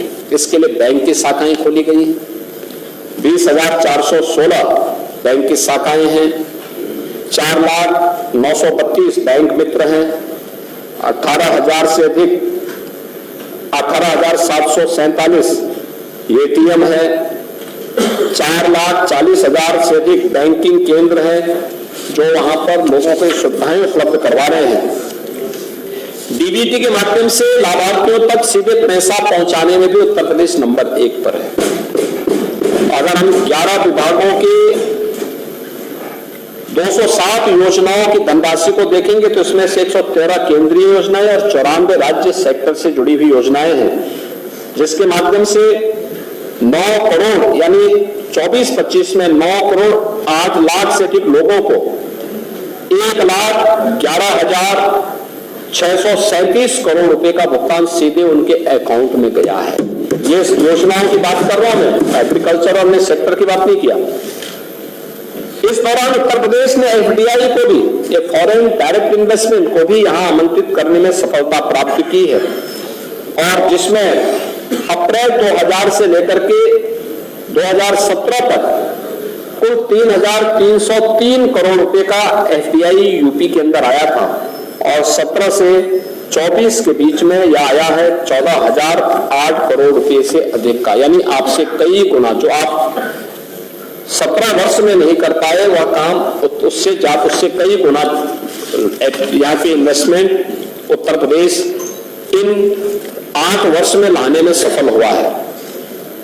बैंकिंग तंत्र की जो मैं बात कर रहा था, अर्थव्यवस्था को एक नई गति देता है, उसकी रीढ़ के रूप में काम करता है। निवेश और ऋण देने में इसकी बड़ी भूमिका होती है, उसमें एक स्पीड देता है और उत्तर प्रदेश के बैंक में 16-17 तक पैसा जमा होता था मात्र 12,75,000 करोड़ का और 24-25 में यही राशि बढ़कर के गई है 29,66,000 करोड़ रुपए आज जमा पिछले सत्र में जमा हुआ है उत्तर प्रदेश के बैंकों में। सीडी रेशो जो छोटे यानी बैंकों के द्वारा लोन उपलब्ध कराया जाता है, एक क्रेडिट डेबिट का जो रेशियो यूपी के अंदर है, जितना पैसा हम जमा करते थे कितना प्रतिशत होता था यहाँ पे लोन दिया जा रहा है, या मात्र 43-44% 2017 तक था, आज ये बढ़कर के 61% हुआ है। ये दिखाता है कि उत्तर प्रदेश एक अच्छी दिशा में आगे बढ़ा है, कदम आगे बढ़ाए हैं सरकार ने और सरकार की सभी चीजें दिखती हैं। आरबीआई का बुलेटिन कहता है कि बैंक और वित्तीय संस्थाओं में प्रोजेक्ट फाइनेंसिंग के लिए फंड्स आकर्षित करने में 16.2% हिस्सेदारी के साथ उत्तर प्रदेश देश में शीर्ष स्थान पर है। यानी उत्तर प्रदेश ने सर्वाधिक इन्वेस्टमेंट के कार्यक्रमों के लिए बैंकों से लोन आकर्षित करने में उत्तर प्रदेश देश के अंदर नंबर 1 पर है। प्रधानमंत्री जनधन योजना में उत्तर प्रदेश देश में नंबर 1 पर, प्रधानमंत्री सुरक्षा बीमा योजना में उत्तर प्रदेश नंबर 1 पर, अटल पेंशन योजना में देश में प्रथम नंबर 1 पर, प्रधानमंत्री जीवन ज्योति बीमा योजना में उत्तर प्रदेश द्वितीय नंबर पर, पीएम स्वनिधि योजना में सर्वाधिक स्ट्रीट वेंडर को लोन दिलाने में उत्तर प्रदेश नंबर 1 पर और आयकर रिटर्न भरने वालों की संख्या भी प्रदेश के अंदर बढ़ी है आज के दिन पर पूरे देश के अंदर 7 करोड़ 40 लाख लोग आयकर रिटर्न भरते हैं और उत्तर प्रदेश में 71,65,000 लोग आज के दिन पर इनकम टैक्स उपलब्ध करते हैं, अपना ITR जमा करते हैं। ऐसे ही प्रदेश के अंदर अन्य सेक्टर में भी काफी वृद्धि हुई है। और आपने रोजगार की बात की तो मैं आपको बताना चाहूंगा कि समाजवादी पार्टी के समय में प्रदेश का जो बेरोजगारी दर थी वह 17% थी, आज वह 3% है। इसका मतलब रोजगार का सृजन हुआ है और अनेक अवसर पर यह कार्यक्रम आ रहा हूं, उसमें भी आ रहा है चिंता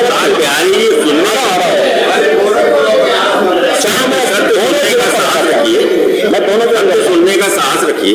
देखिए आपका एक उदाहरण मैं और बताता हूँ। सभापति महोदय सर बहुत रोकते हैं, इनको फूल बना दें फूली है, फूल बना दें। वह कुर्सी फूल ही है, फूल नहीं। बैठिए लाल बिहारी, फूल नहीं, फूल उनको सब फूल तो गुलदस्ता में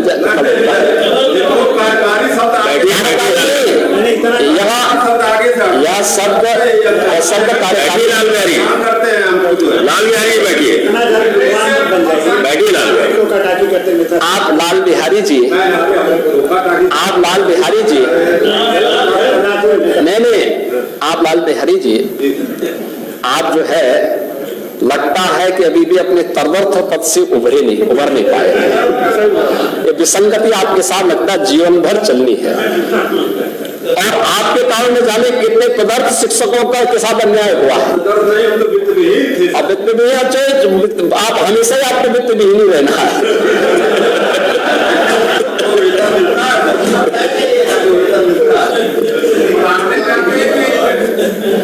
लेकिन बेरोजगारी की दर आपके समय में क्या थी, क्यों थी बेरोजगारी? यूपी जैसे पोटेंशियल स्टेट में, जिस राज्य में अनंत संभावनाएं थी, देश की सबसे अच्छी कृषि भूमि हमारे पास, सबसे अधिक MSME हमारे पास, सबसे अच्छा जल संसाधन हमारे पास, सबसे अधिक रेल नेटवर्क हमारे पास और सबसे बड़ी आबादी हमारे पास और सबसे अच्छी यूथ पावर हमारे पास थी, उस प्रदेश को आप कहां पहुंचाती थी?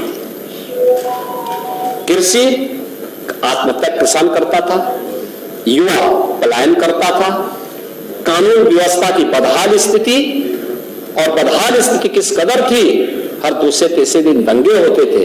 तो यहां पे कोई निवेश करके अपनी सुरक्षा को, अपनी पूंजी व्यक्ति सुरक्षित दे दो, पूंजी कैसे सुरक्षित होती, कैसे कोई निवेश करता है? नहीं कोई आता और कोई नहीं आता था। और इसीलिए आपके समय में क्या क्या गुण खिलाए जाते थे, कारनामे देखो ना, आप लोग तो अपने कारनामों से परेशान है कि समाजवादी पार्टी की सरकार में बेरोजगारी भत्ते को देने के लिए 20 करोड़ रुपया बेरोजगारी भत्ता बांटने के लिए 15 करोड़ रुपए समारोह में खर्च कर डाले। ये इनके कारनामे थे। अब आप उसकी बात कर रहे हैं। अब मैं आ रहा हूं औद्योगिक निवेश के बारे में। आप ध्यान से सुनिए। देखिए उत्तर प्रदेश के अंदर औद्योगिक निवेश की रीढ़ बनती है कनेक्टिविटी की। उत्तर प्रदेश एक ऐसा राज्य है जिसमें जल में भी, थल में भी और नभ में भी बेहतर कनेक्टिविटी उत्तर प्रदेश में हुई है इस डबल इंजन सरकार में। उत्तर प्रदेश जाना जाता था लैंडलॉक्ड स्टेट। लैंडलॉक्ड स्टेट का मतलब यहां से एक्सपोर्ट की संभावना कम है, यह माना जाता था। हम आभारी हैं प्रधानमंत्री मोदी जी के, जिन्होंने हल्दिया से वाराणसी के बीच में वाटरवे नंबर 1 यूपी के अंदर प्रारंभ किया है और ये चालू हो गया है। आज हम लैंडलॉक्ड स्टेट से उभर चुके हैं। हमारी पूर्वी बंदरगाह के लिए बेहतर कनेक्टिविटी इसके माध्यम से प्राप्त हो चुकी है। Eastern and western freight corridor, इसका जंक्शन भी यूपी में है और यूपी के ईस्टर्न जो फ्रेट कॉरिडोर, यह सर्वाधिक यूपी के अंदर जा रहा है। 56% भाग इसका यूपी के अंदर है। यह माल यातायात को तीव्र गति से पहुंचाने में ये कॉरिडोर काम कर रहा है, ये भी डबल इंजन की भारतीय जनता पार्टी की मोदी जी के नेतृत्व की सरकार बनाई है। वेस्टर्न फ्रेट कॉरिडोर जो मुंबई बंदरगाह की पहुंच को और आसान बनाता है, उसका भी एक बड़ा भाग यूपी से होके जाता है, ये भी मोदी जी की देन है। यूपी के अंदर एक्सप्रेसवे, देश गंगा एक्सप्रेसवे बनने के बाद यह 55% एक्सप्रेसवे देश का यूपी के पास होगा। रेलवे का सबसे बड़ा नेटवर्क यूपी के पास, सबसे अधिक मेट्रो सिटी यूपी के पास, देश की पहली रैपिड रेल यूपी के पास, 12 लेन का एक्सप्रेसवे दिल्ली मेरठ के बीच यूपी के पास। ये सभी डबल इंजन सरकार की ताकत है और इसीलिए औद्योगिक निवेश की व्यवस्था को और बेहतर बनाने के लिए हमने इनलैंड वाटरवे अथॉरिटी का गठन किया है, जो बलिया से अयोध्या के बीच और काशी से प्रयागराज के बीच भी वाटरवे की संभावनाओं को तीव्र गति से आगे बढ़ा सके। इसके साथ ही हमने कुछ नए एक्सप्रेसवे की घोषणा और उसके लिए धनराशि की व्यवस्था भी की है इस बजट में। गंगा एक्सप्रेसवे को आगरा लखनऊ एक्सप्रेसवे के साथ जोड़ने के लिए फर्रुखाबाद होते हुए इसको जोड़ने के लिए एक एक्सप्रेसवे के लिए धनराशि दी है। हमने गंगा एक्सप्रेसवे को मिर्जापुर मां विंध्यवासिनी धाम से होते हुए भदोई, काशी, चंदौली होते हुए गाजीपुर को जोड़ने के लिए, पूर्वांचल एक्सप्रेसवे को चंदौली और सोनभद्र शक्तिनगर तक जोड़ने के लिए, गंगा एक्सप्रेसवे को प्रयागराज से चित्रकूट तक बुंदेलखंड एक्सप्रेसवे के साथ जोड़ने और इसी गंगा एक्सप्रेसवे को मेरठ से हरिद्वार के बीच में गंगा के पैदल जो भी उसमें आएंगे, अलॉटमेंट तय होने के बाद हमारी तो हार्दिक इच्छा है कि इसमें सुख तीर्थ भी आए और बुद्रकुटी भी इसमें शामिल हो, क्योंकि दोनों हमारे पौराणिक तीर्थ हैं, भारत की विरासत के प्रतीक हैं। लेकिन अलॉटमेंट और एनजीटी के क्लियरेंस मिलने पर निर्भर करेगा। हम हमारी कनेक्टिविटी को हरिद्वार तक पहुंचाने की भी एक पूरी वो है और उसको हम लोग आगे बढ़ाने का काम कर रहे हैं। प्रयागराज में 2 पुल के लिए पैसे की व्यवस्था की गई है। नैनी में सिग्नेचर ब्रिज के पैरेलल और शास्त्री ब्रिज के पैरेलल मां गंगा के ऊपर भी एक ब्रिज बनाने की कार्रवाई को भी 700 करोड़ रुपए की व्यवस्था हम लोगों ने बजट में ऑलरेडी कर दी है। तो ये सभी कार्यक्रम राज्य सरकार ने इस बजट में किए हैं और इसीलिए ये कार्यक्रम हो रहे हैं। जेवर अंतर्राष्ट्रीय एयरपोर्ट का ट्रायल चल रहा है, हमारा प्रयास है इसी वर्ष हम उसको आगे बढ़ाएंगे। ये देश की नहीं दुनिया का सबसे बड़े एयरपोर्ट में से एक होगा। और सरकार की बेहतरीन कानून व्यवस्था की स्थिति का परिणाम है कि 45 लाख करोड़ रुपए के एमओयू में से हम लोगों ने 15 लाख करोड़ को अब तक हम लोग जमीनी धरातल पर लागू कर चुके हैं, जिनमें से कई इकाइयां अपना प्रोडक्शन प्रारंभ कर चुकी हैं और 60 लाख से अधिक युवा इसमें नौकरी और रोजगार प्राप्त किए हैं। आपने गोरखपुर की बात की, गोरखपुर में लगभग अब तक 15,000 करोड़ रुपए से अधिक का निवेश जमीनी धरातल पर उतर चुका है। वाराणसी में हमारा एक फ्रेट विलेज ही डेवलप हो रहा है, जो लॉजिस्टिक की दृष्टि से पूरे ईस्टर्न यूपी के कार्गो को वहां से हल्दिया पूर्वी बंदरगाह तक पहुंचाने का एक बेहतरीन माध्यम बनेगा। समस्या यह है कि इनके लिए अच्छा इंफ्रास्ट्रक्चर चाहिए और कानून व्यवस्था की बेहतर स्थिति चाहिए, और आप दोनों के दुश्मन हैं, आप लोग तो दोनों के दुश्मन रहे हैं। तो ये सभी कार्य, इसके अलावा प्रदेश के अंदर और भी अन्य योजनाओं के लिए गांव जोड़ो अभियान के तहत हम लोगों ने कार्य आगे बढ़ाए हैं। 35 सेक्टोरियल पॉलिसीज यहाँ पे निवेश लागू करने के लिए बनाए हैं। विश्वकर्मा श्रम सम्मान और ओडीओपी योजना ने उत्तर प्रदेश को एक नई पहचान दी है, और भी अन्य कार्यक्रमों के साथ इस बार हम लोग अपने कार्यक्रम को आगे बढ़ा रहे हैं। यहाँ पे लखनऊ हरदोई के बीच में एक मेगा इंटीग्रेटेड टेक्सटाइल पार्क प्रधानमंत्री मित्र योजना के माध्यम से उसको लागू किया जा रहा है। लगभग 1200 एकड़ क्षेत्रफल में पार्क बनने जा रहा है। इसके साथ ही अन्य तमाम स्कीम यहाँ पे लागू की गई है और सरकार ने इस बजट में घोषणा की है कि 10 जनपदों में संत कबीरदास जी के नाम पे टेक्सटाइल पार्क की एक नई स्कीम, 2 जनपदों में संत रविदास जी के नाम पे लेदर पार्क की स्कीम को भी प्रदेश सरकार ने बजट में धनराशि की व्यवस्था की है। सबसे अधिक एमएसएमई रखने वाला राज्य है UP, 96 lakh MSME unit UP के पास है और केवल रजिस्ट्रेशन पर 5 लाख की सुरक्षा बीमा प्रदान करने वाला राज्य अकेले यूपी है देश के अंदर।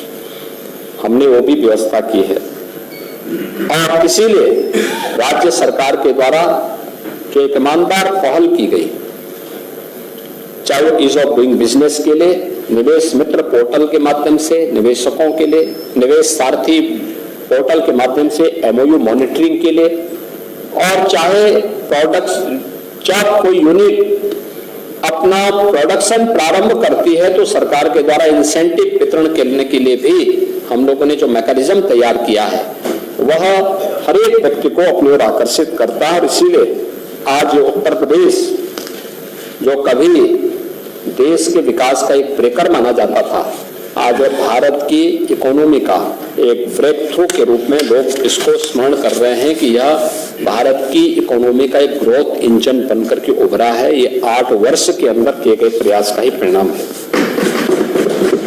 पावर सेक्टर में भी आप लोगों ने बहुत सारी चीजों की चर्चा आप लोग करते हैं, अनवरत लाभ करते हैं, बिना देखे करते हैं। आप लोगों ने उत्तर प्रदेश को अंधेरे में छोड़ा था, बिजली का इंफ्रास्ट्रक्चर भी नहीं दिया था, ट्रांसफार्मर चल जाता था तो महीनों और कभी कभी तो सप्ताह तक एक जनपद में एक सप्ताह आएगी, एक दिन में एक सप्ताह रात्रि को, और वो भी पूरी लाइट नहीं होती थी, चंदा इकट्ठा होता था और चंदा इकट्ठा होता था। आज तो ऐसी स्थिति नहीं, आज तो समान रूप से बिजली मिल रही है और प्रदेश के अंदर न केवल पावर प्रोडक्शन हमने बढ़ाया है बल्कि यहाँ की खपत को भी बढ़ाया। 16,000 मेगावाट बिजली की खपत हो पाती थी मात्र 17 तक, आज वह पीक सीजन में 35,000 मेगावाट तक पहुंच रही है, क्योंकि समान रूप से वितरण हो रहा है। हम लोगों ने तो कोई जाति नहीं देखी, कोई क्षेत्र नहीं देखा, कोई अन्य नहीं देखा। पूरे प्रदेश के अंदर जिला मुख्यालय, तहसील मुख्यालय, ग्रामीण क्षेत्र, 3 प्रकार की कैटेगरी तय करके सबको सुविधाएं दी।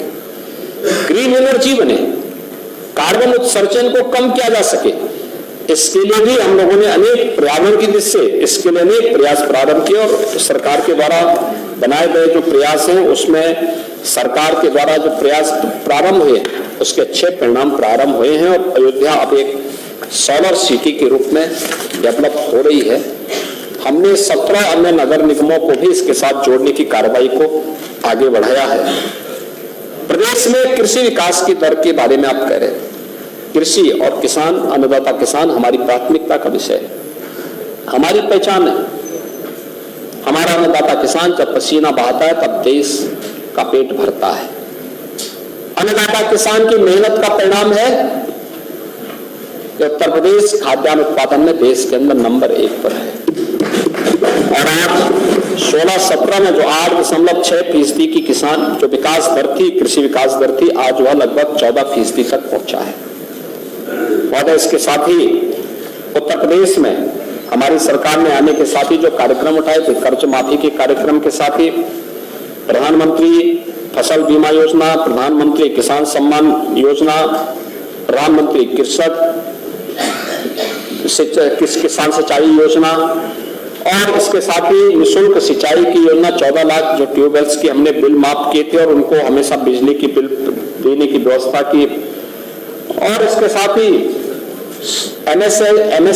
एमएसपी का 1.5 गुना दाम अन्नदाता किसान को मिल सके, इसके लिए जो कार्य प्रारंभ किए गए हैं, बीज और खाद का इंतजाम, ये सभी और अन्य तमाम सुविधाएं जो अन्नदाता किसान को उपलब्ध करवाए गए हैं, आज उसका परिणाम है कि 400 लाख टन फल और सब्जी उत्पादन पर उत्तर प्रदेश नंबर 1 स्थान पर देश के अंदर है। 16-17 में जो खाद्यान्न का कुल उत्पादन उत्तर प्रदेश में होता था वह कुल 557 लाख मीट्रिक टन होता था, आज वह बढ़कर के लगभग 667.39 लाख मीट्रिक टन तक पहुंचा है, यानी 20% आगे बढ़ा है। और जो भी हम प्रक्योर करते हैं किसान से सीधे करते हैं, आपके समय में ऐसा नहीं होता था। 16-17 में खाद्यान्न उत्पादन पर हेक्टेयर 27.25 कुंटल था। आज 23-24 में अच्छी टेक्नोलॉजी, अच्छी बीज का परिणाम है कि 30.51% हुआ है। तिलहन उत्पादन में भी उत्तर प्रदेश ने 16-17 से 12.40 लाख मीट्रिक टन से बढ़कर के 23-24 में 128% बढ़कर के 28.31 लाख मीट्रिक टन इसके उत्पादन को पहुंचाने में हमें मदद मिली है। 2.5 करोड़ किसान प्रधानमंत्री किसान सम्मान निधि का लाभ उत्तर प्रदेश में प्राप्त कर रहे हैं। और इसके साथ ही अन्नदाता किसानों के साथ साथ गन्ना किसानों को हम लोगों ने 2017 से अब तक 2,73,000 करोड़ रुपए का गन्ना मूल्य का भुगतान भी किया है। 95 से 17 के बीच हुआ कुल गन्ना मूल्य से अगर इसकी तुलना करें, 22 वर्ष में जितना गन्ना मूल्य भुगतान किया था, हम लोगों ने 8 वर्ष में उसका लगभग उससे भी अधिक 60,000 करोड़ अतिरिक्त गन्ना मूल्य का भुगतान गन्ना किसानों को किया। आज 119 चीनी मिलें हमारे यहाँ क्रियाशील हैं। 3 नई चीनी मिलें हम लोगों ने स्थापित की है। 6 चीनी मिलों का हम लोगों ने पुनर्संचालन किया है और 30 चीनी मिलों की क्षमता का विस्तार भी करने में हमें सफलता प्राप्त की है। और 1.25 लाख नए नौकरी इसके माध्यम से सृजित करने में भी सरकार को सफलता प्राप्त हुई है। 285 नई खांडसारी इकाइयों को भी गठित करने में सरकार को सफलता प्राप्त हुई और जिसके माध्यम से लगभग 42,000 लोगों को रोजगार इसके माध्यम से प्राप्त हुआ है। और सरकार ने इस बजट में भी कुछ चीनी मिलों के एक्सपेंशन या जो बंद थे उनको पुनर्चलाने के लिए पैसे की व्यवस्था की है। इथेनॉल उत्पादन में भी आज उत्तर प्रदेश 2017 में बिल्कुल 42 करोड़ लीटर इथेनॉल उत्पादन होता था, आज 23-24 में बढ़कर के 177 करोड़ लीटर हो गया है और ये देश में नंबर 1 पर है। तो सरकार के द्वारा जो कार्य प्रारंभ किए गए, अगर आप गेहूं और धान के उसमें देखेंगे तो 2012 से 17 के बीच 19 लाख किसानों से कुल 94.38 लाख मीट्रिक टन खरीद हुई है। ये किसान थे नाम, लेकिन ये बिचौलियों से खरीदा जाता था, कोई प्रोक्योरमेंट सेंटर नहीं लगाया जाता था। इसमें 12,808 करोड़ रुपए का भुगतान हुआ है और 17-18 से लेकर के 24-25 के बीच हम लोगों ने, जो आप 19 लाख लोगों से खरीदते थे, हम लोगों ने 49,69,576 किसानों से खरीदा है। जो आप खरीदते थे कोई 94,38,000 का हम लोगों ने खरीदा है। जो 94,38,000 मीट्रिक टन गेहूं की कुल खरीद की थी, हम लोगों ने खरीदा है 233,99,000 मीट्रिक टन, आपसे 2.5 गुना अधिक खरीदा है। और किसानों को गन्ना मूल्य का भुगतान किया है 43,424 करोड़, यानी 3.5 गुना अधिक भुगतान गन्ना किसान उन अन्नदाता किसानों के खाते में किया गया है। ऐसे धान की खरीद में 12 से 17 के बीच में आपने 14,87,919 लोगों से 123.61 लाख मीट्रिक टन धान खरीदा, 17,190 करोड़ रुपए का भुगतान किया। 17-18 से 2024-25 के बीच हम लोगों ने 69,82,716 किसानों से आपसे 5 गुना अधिक यानी एक खरीद हुई है। 456,86,000 मीट्रिक टन यानी 3 गुना अधिक धान खरीद की गई और 88,746 करोड़ से अधिक भुगतान, 5 गुना से अधिक भुगतान किया गया। ये है किसानों को दिया जाने वाला जो लाभ है। ऐसे बाजरा खरीद में, ऐसे ज्वार की खरीद में, ऐसे ही मक्का की खरीद में सरकार ने सीधे उन तक ये योजना पहुंचाई है। और मुझे बताते हुए प्रसन्नता है कि अन्नदाता किसान के जीवन में खुशहाली आए, इसके लिए उन्नत बीज उसे प्राप्त हो।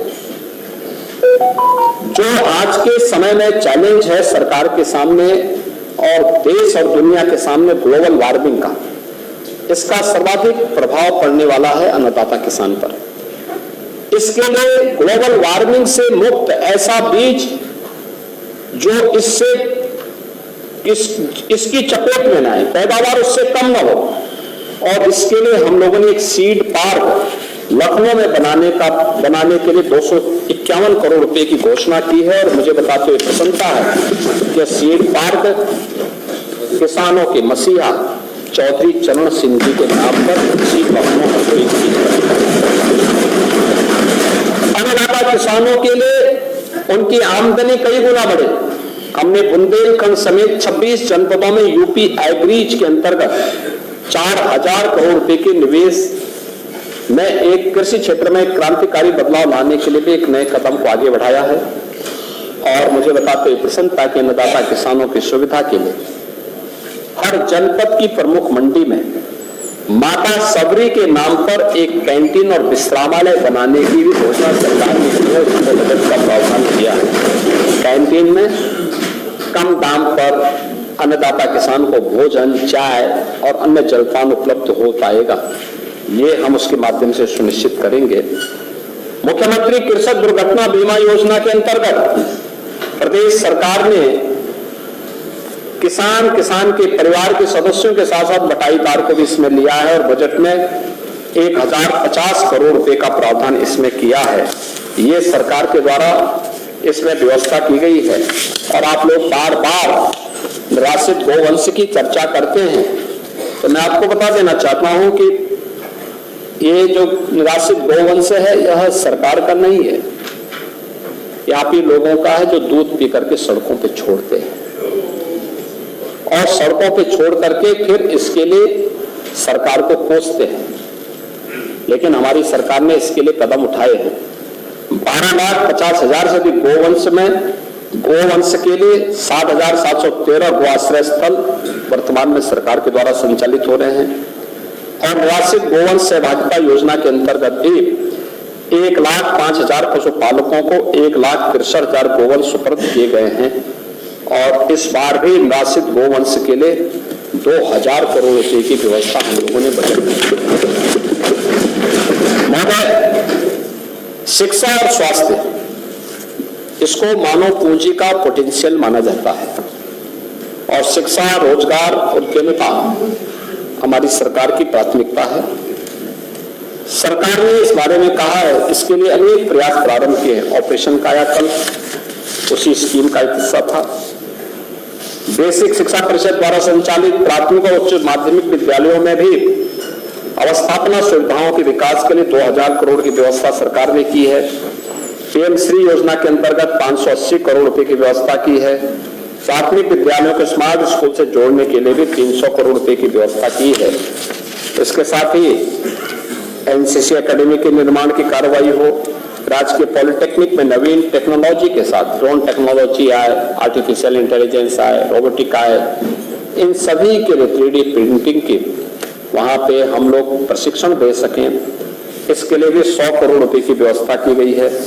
और वाराणसी और आगरा के लिए साइंस सिटी के साथ साथ वहां पर नक्षत्रशाला की स्थापना हो सके, इसके लिए भी धनराशि की व्यवस्था बजट में की गई है। इसके साथ साथ प्रत्येक जनपद में वहां की संभावनाओं और विशेषताओं के अनुरूप हम लोग रोजगार सृजन के लिए एक नए कदम उठा सकें, इसके लौह पुरुष सरदार वल्लभ भाई पटेल के नाम पर प्रदेश के हर जनपद में 100 एकड़ क्षेत्रफल में एक विशेष एम्प्लॉयमेंट जोन बनाने के कार्यक्रम को भी हमने धनराशि की व्यवस्था इसमें की। राज्य सरकार के द्वारा 10 संत कबीर दास वस्त्र उद्योग पार्क और 2 संत रविदास इसमें पार्क लेबर पार्क बनाने की कार्रवाई को भी उसमें बजट में इसकी व्यवस्था की है। और मुझे बताते हुए प्रसन्नता है कि जो आउटसोर्सिंग के कार्मिक थे, आउटसोर्सिंग के इन कार्मिकों को जिनका शोषण होता था, हम लोगों ने इस बजट में व्यवस्था सुनिश्चित की है कि आउटसोर्सिंग के इन कार्मिकों को 16,000 से लेकर के 18,000 रुपए प्रति माह दिया जा सके। इसके लिए आरक्षण के नियमों का पालन करते हुए उत्तर प्रदेश में आउटसोर्सिंग कारपोरेशन का गठन भी हम लोग करने जा रहे हैं, जिससे उन्हें भ्रष्टाचार से भी मुक्त किया जा सके और किसी भी प्रकार के शोषण से मुक्त एक व्यवस्था दे सके। दीनदयाल उपाध्याय ग्रामीण कौशल्य योजना में 427 करोड़ रुपए और वानिकी और औद्यानिक विश्वविद्यालय के निर्माण के लिए 50 करोड़ रुपए की व्यवस्था के साथ साथ मुख्यमंत्री युवा उद्यमी विकास योजना, जिसके बारे में मैंने पिछले भाषण में भी चर्चा की थी, इसके लिए भी धनराशि की व्यवस्था बजट में की गई है। महोदय, प्रदेश में मेडिकल कॉलेज और स्वास्थ्य सेक्टर में जो कार्य हुए हैं, हर जिले में डायलिसिस की सुविधा हो, एमआरआई की सुविधा हो, वहां पर सिटी स्कैन की सुविधा प्राप्त हो सके, सरकार ने पहले ही इसके बारे में कदम बढ़ाए थे। और आज मुझे बताते हुए प्रसन्नता है कि 1950 के पहले से 17 तक कुल 12 गवर्नमेंट मेडिकल कॉलेज बन पाए थे, और आज मुझे बताते हुए प्रसन्नता है कि प्रदेश के अंदर 44 राज्य सरकार के द्वारा संचालित मेडिकल कॉलेज हैं और विभिन्न क्षेत्र में भी कुल मिलाकर के 80 मेडिकल कॉलेज आज के दिन पे चल रहे हैं। इसके साथ ही बलिया और बरेली बलरामपुर में हम लोग एक एक मेडिकल कॉलेज के लिए भी धनराशि की व्यवस्था का प्रावधान इसमें किए हैं। मुझे लगता है बलिया के माननीय सदस्य को अच्छा नहीं लग रहा है?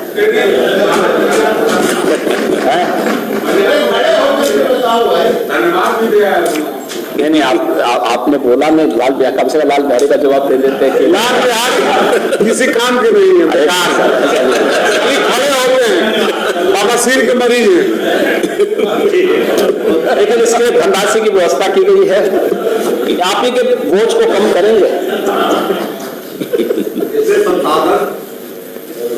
सब कुछ नहीं है सर, संसाधन जो है इसमें बढ़ा दिए जाए, मानवर मशीनें नहीं। मेडिकल कॉलेज अपने आप में एक फुल फ्लेज संस्थान होता है और सभी प्रकार की सुविधाओं से युक्त होता है, और सरकार उस दिशा में कदम बढ़ा रही है। आप लोग जो है अपने स्तर पर कुछ करेंगे नहीं, लेकिन अगर कहीं से प्रारंभ होता है तो उसमें फिर अपना वहां पे माइक्रोस्कोप लेकर के ढूंढते हैं कहां पे कौन सी चीज निकाले। विपक्ष का एक काम है, विपक्ष सार्थक चर्चा हो, बैठिए, आलोचना सार्थक हो।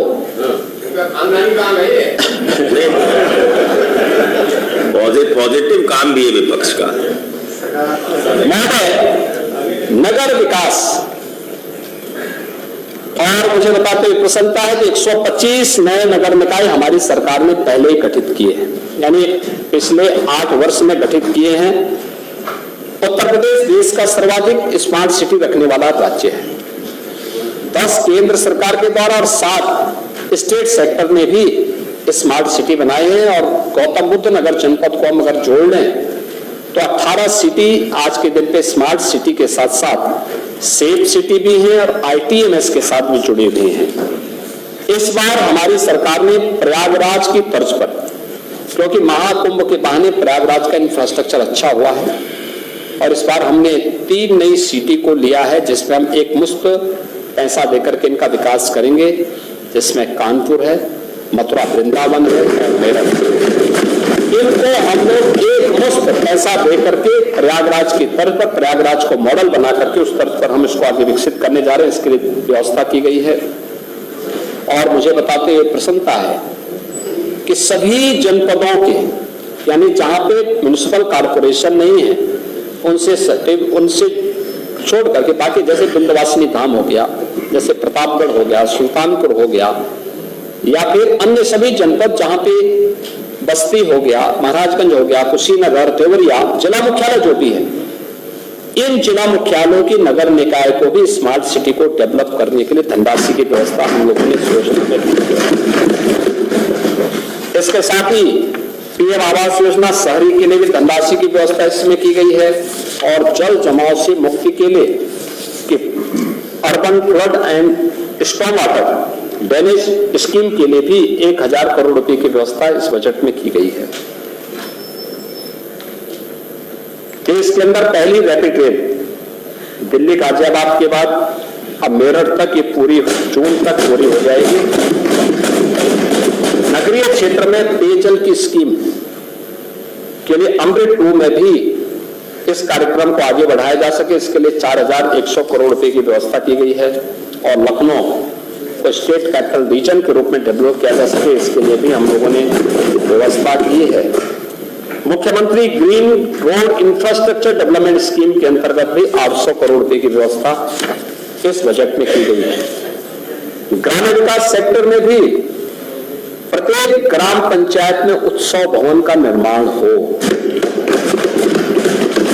शादी ब्याह, मांगलिक कार्यक्रम या कोई बैठक, कोई अन्य कार्यक्रम करने हो, इसके लिए एक आयोजन का स्थल बने, इसके लिए धनराशि की व्यवस्था की जा रही है।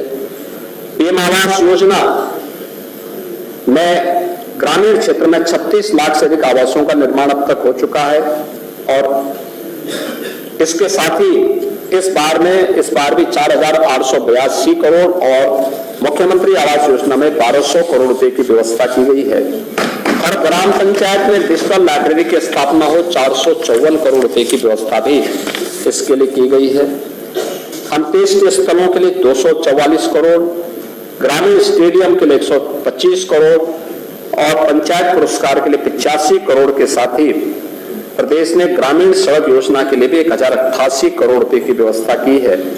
और इसके अलावा प्रदेश में सरकार ने यह भी तय किया है, आशा, आंगनबाड़ी, एएनएम, होमगार्ड, पीआईडी जवान, गांव चौकीदार, शिक्षा मित्र, बेसिक शिक्षा विभाग के निदेशक, अनुबंधित कार्मिक, इन सबको सरकार आयुष्मान भारत या मुख्यमंत्री जन आरोग्य योजना में 5 लाख रुपए की स्वास्थ्य बीमा का कवर महोदय। इसके साथ ही सरकार ने पर्यटन विकास के लिए भी अनेक कार्यक्रम किए हैं।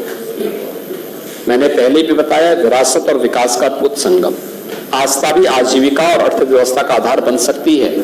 ये महाकुंभ प्रयागराज ने एक नया रास्ता दिखाया है दुनिया को। पहले माना जाता था कि आस्था का विषय व्यक्तिगत विषय है, इससे अर्थव्यवस्था कमजोर होती है, लेकिन प्रयागराज कुंभ ने कहा नहीं, अर्थव्यवस्था को मजबूती के लिए सबसे सशक्त माध्यम। और हमने देखा है ना, 7,500 करोड़ खर्च किया और बदले में प्रदेश को 3.5 लाख करोड़ रुपए का लाभ प्राप्त किया। और इसीलिए सरकार ने इस बार प्रदेश में पर्यटकों की संख्या की दृष्टिगत ध्यान रखने के लिए जो व्यवस्था की है, अयोध्या में पर्यटन सुविधाओं के लिए भी 150 करोड़, मथुरा वृंदावन में 100 करोड़ रुपए इसके अतिरिक्त भी व्यवस्था की है। बांके बिहारी मंदिर और मथुरा वृंदावन कॉरिडोर के विकास के लिए 150 करोड़ रुपए की व्यवस्था की है। मिर्जापुर में भी हम लोगों ने 200 करोड़ रुपए की व्यवस्था की है। नैमिषारण्य में पर्यटन विकास के लिए 100 करोड़ और वेद विज्ञान केंद्र के निर्माण के लिए भी 100 करोड़ रुपए और चित्रकूट के विकास के लिए भी हमने धनराशि की व्यवस्था के साथ ही प्रदेश के अंदर हर प्रमुख उस स्थल को जो वहां का प्रमुख आस्था का केंद्र है, पर्यटन विकास के दिशा से आगे बढ़ा करके हम लोग उत्तर प्रदेश में आस्था और अर्थव्यवस्था को सुदृढ़ करने का काम करेंगे। सरकार इस दिशा में आगे बढ़ रही है। सामाजिक सेक्टर में आज के दिन पर ये डबल इंजन की सरकार 1 करोड़ 4 लाख से अधिक निराश्रित महिला, वृद्धजन और दिव्यांग जनों को 12,000 रुपए सालाना पेंशन की सुविधा उपलब्ध करवाने का काम कर रही है। महोदय, हम लोगों ने इस बजट में 250 करोड़ रुपए की व्यवस्था की है जीरो पॉवर्टी के लिए। जीरो पॉवर्टी के लक्ष्य को प्राप्त करने के लिए 17 प्रकार की स्कीम को कन्वर्जन के माध्यम से उस परिवार को देने, और जो किसी स्कीम में नहीं आता उसके लिए अवैतनिक पैसे की व्यवस्था। इससे पहले सरकार ने मुसहर, बनटांगिया, थारू, कोल, सहरिया, गौड़, चेरो, इन सभी जातियों को इसके माध्यम से 100% आच्छादित करने का काम किया है। और अब जो नए सर्वे किए गए, इसमें पहले चरण में 13,57,000 परिवार आच्छादित हो रहे हैं। इन्हें 100% सैचुरेशन के लक्ष्य तक पहुंचाने के लिए सरकार प्रतिबद्ध है और उसके लिए सरकार ने जीरो पॉवर्टी के लिए भी 250 करोड़ रुपए की व्यवस्था पहले चरण में की है। आप लोग बड़ा जो है प्रोपेगेंडा करते हैं। निराश्रित महिला पेंशन आपके समय में मात्र मिल पाती थी 9,66,706 निराश्रित महिलाओं को, और आज हम दे रहे हैं 34,14,000 निराश्रित महिलाओं को। वृद्धावस्था पेंशन आपके समय में मिलता था 36,52,607 को, हमारे समय में मिल रहा है 60,99,900 को। दिव्यांगजन पेंशन आपके समय में मिलता था 8,75,942 को, हमारे समय में मिल रहा है 11,03,739 को। पुष्टावस्था पेंशन आपके समय में मिलती थी 4,765 लोगों को और हमारे समय में मिल रही है 12,361 लोगों को। और दूसरा अंतर है, आप पैसा देते थे कुल 300 रुपया, हम दे रहे हैं 1000 रुपया। और सत्य व्यक्तियों के लिए भी, ऐसे नागरिकों के लिए भी सुविधा उपलब्ध कराने के लिए सरकार ने एक कृष्णा कुटीर के नाम पे वृंदावन में जो भी ऐसी निराश्रित महिलाएं होंगी, जो परिवार के लोग जिनको देखभाल नहीं कर पाते हैं या असहाय हैं, निराश्रित हैं, कोई भी देखभाल करने वाला नहीं, उनको वहां पे हम लोग रखते हैं और 2,500 रुपये उन्हें हर महीना भी उपलब्ध कराते हैं। लॉजिंग, फूडिंग सब कुछ फ्री है। ऐसी 1,000 महिलाओं के लिए हम लोगों ने व्यवस्था की है और प्रदेश के अंदर 4 अन्य स्थानों पर उसके निर्माण के लिए धनराशि की है। इसके अलावा बुजुर्ग माँ बाप को भी, चाहे कोई औरंगजेब कोई पैदा हो ही गया तो अपने बाप को वो कैद न करे, उन बुजुर्गों के लिए ओल्ड एज होम के निर्माण के लिए भी धनराशि की व्यवस्था हम लोगों ने इसमें की है। अनुसूचित जाति जनजाति के सभी छात्रों को स्कॉलरशिप के साथ साथ शुल्क प्रतिपूर्ति करने का काम केंद्र और राज्य सरकार मिलकर के करती है। सामान्य वर्ग के छात्रों के लिए छात्रवृत्ति के लिए भी 900 करोड़ रुपए की व्यवस्था की गई है और पिछड़ा वर्ग के छात्रों के लिए भी 2825 करोड़ रुपए की व्यवस्था इस बजट में। ये छात्रवृत्ति व्यवस्था उन सभी छात्रों के लिए की गई है। मातृशक्ति के लिए भी राज्य सरकार ने अनेक कदम उठाए हैं और मुझे बताते हुए प्रसन्नता है, 8 मार्च को विश्व महिला दिवस है। मातृशक्ति के प्रति सम्मान का भाव रखने के लिए, उनकी सुरक्षा, उनका सम्मान और उनके स्वावलंबन के लिए सरकार कदम उठा रही है। राज्य ग्रामीण आजीविका मिशन के अंतर्गत 96 लाख से अधिक महिलाएं ऐसी हैं जो आर्थिक स्वावलंबन के पथ पर अग्रसर हुई है। बीसी सखी के अंतर्गत 39,556 महिलाओं ने 31,103 करोड़ रुपए से अधिक का वित्तीय लेन देन किया है और 84 करोड़ 38 लाख रुपए का शुद्ध लाभांश भी कमाया है।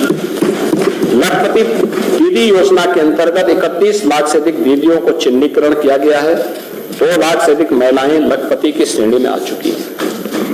इसके पहले सरकार ने वीरांगना उदा देवी के नाम पर, वीरांगना झलकारी बाई के नाम पर, वीरांगना अवंती बाई के नाम पर पीएससी की 3 नई बटालियन भी गठित की। जो पीएससी बटालियन आप लोग समाप्त कर रहे थे, सरकार ने उन्हें फिर से किया है और इस बार मेधावी बालिकाओं के लिए रानी लक्ष्मीबाई स्कूटी योजना को लेकर सरकार 400 करोड़ रुपए।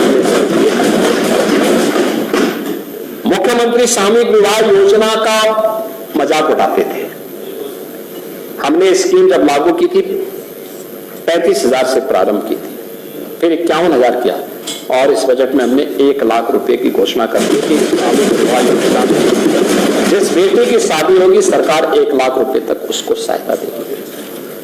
इसके साथ ही सरकार ने यह भी व्यवस्था की, विधवा पुनर्विवाह के प्रोत्साहन की 11,000 की राशि थी और विधवाओं की पुत्रियों के विवाह के लिए 10,000 रुपए की सहायता थी। अब दूसरों को उपदेश देते हैं, क्या तमाशा बना के रखा। सरकार ने कहा नहीं, इनको भी 1-1 लाख रुपया मिलना चाहिए और वो आंगनबाड़ी कार्यकर्ती और सहायिकाओं को अतिरिक्त मानदेय के लिए भी 971 करोड़ रुपए की व्यवस्था बजट में की गई है और लोक माता अहिल्याबाई होलकर की 300वीं जयंती वर्ष में उनके प्रति नमन करते हुए 7 जनपदों में वाराणसी, मेरठ, प्रयागराज, गोरखपुर, कानपुर, झांसी, आगरा में कामकाजी महिलाओं के लिए छात्रावास की सुविधा अहिल्याबाई होलकर के नाम पे सरकार बनाएगी। यह भी बजट में व्यवस्था सरकार ने की है। महोदय, कानून व्यवस्था के बारे में काफी चर्चा हो चुकी है। मुझे लगता है कि मेरे मित्रगण इस बारे में बहुत आगे चर्चा को नहीं बढ़ाएंगे, क्योंकि इनको मालूम है महाकुंभ उसका सबसे बड़ा उदाहरण है कि महाकुंभ में सरकार ने जो कुछ भी किया 45 दिनों में पूरा देश और दुनिया आया, कोई घटना नहीं, कितना शांतिपूर्ण तरीके से यूपी की एक नई छवि लेकर के पूरा देश गया है दुनिया के लिए। इससे बड़ा उदाहरण प्रत्यक्षम किम प्रमाणम, इससे बड़ा प्रमाण दूसरा नहीं हो सकता, और वह प्रमाण प्रस्तुत किया है। लेकिन फिर भी अगर आप जानना चाहेंगे तो मैं आपको कुछ चीजें जरूर बता दूं। देखिए, इसमें जो ये किया गया है, यह इसको करने के लिए सरकार ने कुछ कदम उठाए, खासतौर पर पुलिस रिफॉर्म के लिए और उनके इंफ्रास्ट्रक्चर के लिए जो सरकार ने कदम उठाए थे, उसके परिणाम भी किस रूप में सामने आए हैं। आप देखिए, इस दौरान 17 से अब तक हम लोगों ने 91 अग्निशमन केंद्र स्वीकृत किए, एटीएस की 5 यूनिट नई गठित की, एसएसएफ की हमने 2 नई वाहनियां गठित की, एसटीएफ की 6 नई यूनिट गठित की। इसके अलावा 21 क्षेत्राधिकारियों के लिए आवास और 22 के लिए कार्यालय का गठन भी किया। प्रदेश में चौकी 35 और नए थाने 77 बनाए गए, प्रशासनिक भवन 97 बनाए गए। थाना और हॉस्टल बैरक में खर्च हुआ है, यानी 947 ऐसे थाने और के अंदर उन्हें बैरक आदि बनाने की सुविधा दी गई। पीएससी की बहानियों में 36 पीएससी की बहानियों में बैरक बनाए गए। इसके अलावा पीएससी बहानी की आवासीय और अनावासीय व्यवस्था में भी 5 में व्यवस्था की। 8 नई पुलिस लाइन का निर्माण भी हमारी सरकार ने किया, पैसा उपलब्ध कराया। पुलिस लाइन में ट्रांजिट हॉस्टल के लिए भी 45 ऐसे पुलिस लाइन में ट्रांजिट हॉस्टल नहीं था, वो भी उपलब्ध करवाया। महिला के लिए अलग, पुलिस लाइन में पुरुष हॉस्टल के लिए 56 और पुलिस लाइन में महिला हॉस्टल के लिए 63 ऐसे स्थानों पे नहीं थे, उनको उपलब्ध करवाया गया। प्रशिक्षण संस्थान के अनावासीय भवन में 8 ऐसे थे जिनका हमने नए गठन किए और उनकी आवासीय व्यवस्था के लिए भी धनराशि उपलब्ध की। Uttar Pradesh state forensic institute का गठन और उसका निर्माण के साथ साथ उसको चालू किया लखनऊ में। इसके अलावा 5 नए महिला थाने के लिए धनराशि दी गई। महिला पुलिस चौकी का निर्माण 15 के लिए पैसा दिया गया। राज्य अग्निशमन प्रशिक्षण महाविद्यालय 1 नया बनाया गया। विधि प्रयोगशाला 4 नई बनाई गई और साइबर थाना, हर जनपद में एक साइबर थाना हो, यह भी बनाया गया। 1,56,206 ये नए पुलिस कार्मिक भर्ती हुए हैं, जिनमें 22,782 केवल महिला कार्मिक हैं।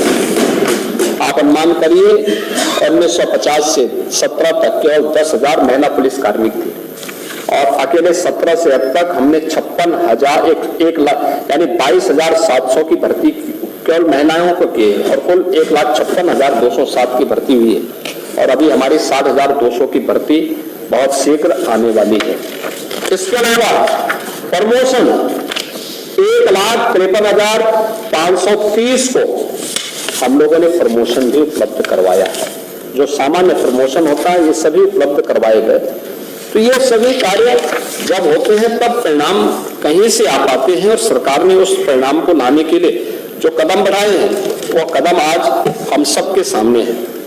इसके अलावा प्रदेश में महोदय जो विभिन्न विभागों के लिए बजट दिए गए हैं, जो मैं पहले ही बोल रहा था कि बजट में अवस्थापना विकास के लिए 22%, शिक्षा के लिए 13%, कृषि और शेष एलाइड सेक्टर उसमें 11%, चिकित्सा स्वास्थ्य के लिए 6%, सामाजिक सुरक्षा के कार्यक्रम में 4%, ये सभी व्यवस्था की गई है, जिसमें 1,79,131 करोड़ 4 लाख रुपए हमने शिक्षा क्षेत्र के इसको अवस्थापना विकास में इंफ्रास्ट्रक्चर डेवलपमेंट के लिए दिए हैं।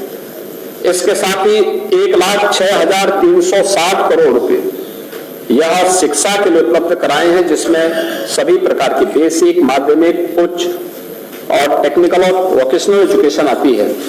ऊर्जा क्षेत्र को 61,070 करोड़ रुपए, सिंचाई के लिए 21,340 करोड़ रुपए, भारी और मध्यम उद्योग के लिए 24,000 करोड़ रुपए, नगर विकास के लिए सरकार ने 24,308 करोड़ रुपए, आवास और शहरी नियोजन के लिए 7,400 करोड़ रुपए, नागरिक उड्डयन के लिए 3,152 करोड़, चिकित्सा क्षेत्र में चिकित्सा, शिक्षा, स्वास्थ्य, परिवार कल्याण, आयुष, सार्वजनिक स्वास्थ्य के लिए 50,550 करोड़ रुपए, कृषि और उससे जुड़े हुए जो विभिन्न सेक्टर्स हैं उसमें हम लोगों ने 89,353 करोड़ रुपए इसमें प्रस्तुत किए हैं। और इसके अलावा प्रदेश के अंदर विधान भवन का भी यहां पर इसको हम IT सिस्टम से लैस कर सकें, इसके लिए भी सरकार ने पूरी धनराशि बजट में उपलब्ध करवाने का काम किया है। शिक्षा में उठाते हैं, 1 रुपया बजट में नहीं है। हमारा निवेदन है कि जरा वित्तविहीन शिक्षकों सबका विकास, सबका साथ की बात जो है, आप अगर नारा ही सही लगाते होते तो काम भी हो सकता। आपको नारा ही सही लगाना नहीं आ रहा, आप नारा ही उल्टा लगाते रहे हैं। बैठिए उनको जोड़ लीजिए। महोदय, ये सरकार पूरी प्रतिबद्धता के साथ गांव, गरीब, किसान, नौजवान इन सब के विकास के लिए कार्य कर रही है। प्रधानमंत्री जी का जो विजन, जो उन्होंने देश के बजट को प्रस्तुत करने के उपरांत देशवासियों को संबोधित करते हुए कहा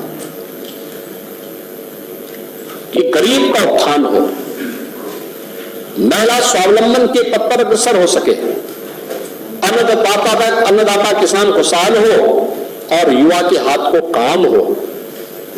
उसी प्रेरणा से प्रेरित होकर के उत्तर प्रदेश सरकार का यह बजट सदन में प्रस्तुत हुआ है और जिसमें वंचित को वरीयता इस थीम के साथ हम लोगों ने प्रस्तुत किया है।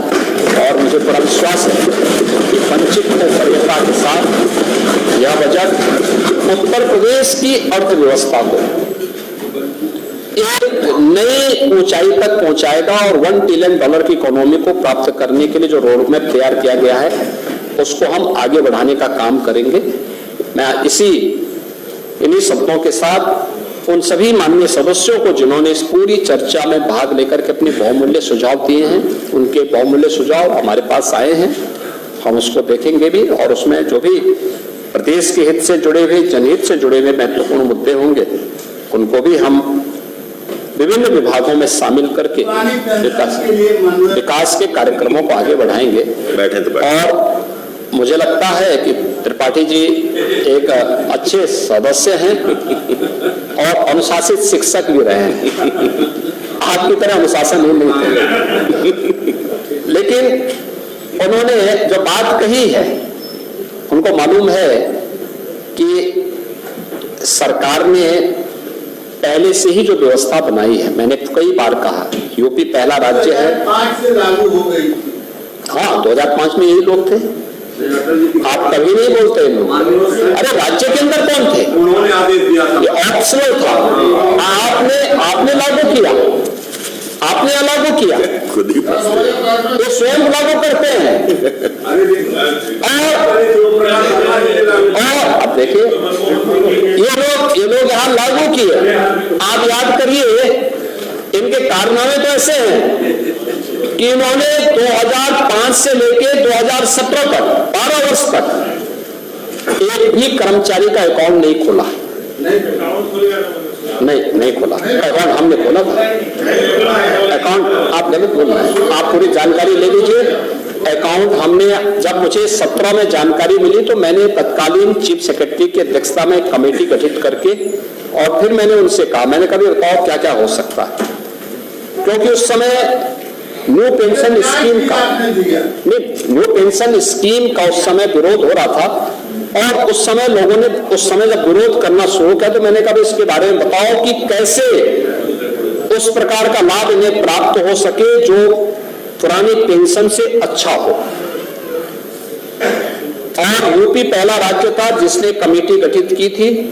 कमेटी गठित करने के बाद जो उन्होंने बताया कि अगर कर्मचारी का और स्टेट गवर्नमेंट का शेयर 10 से बढ़ाकर के 14% कर दिया जाए तो इससे हर कर्मचारी लाभान्वित हो जाएगा। अगर किसी अच्छी स्कीम में अपने पैसे को लगाता है तो 20 वर्ष की सेवा के बाद, रिटायरमेंट के बाद उसको जो हाफ पेंशन मिलनी चाहिए, यानी मूल वेतन का आधी पेंशन जो उसको मिलनी चाहिए, इसके बराबर पेंशन उसको प्राप्त होगी।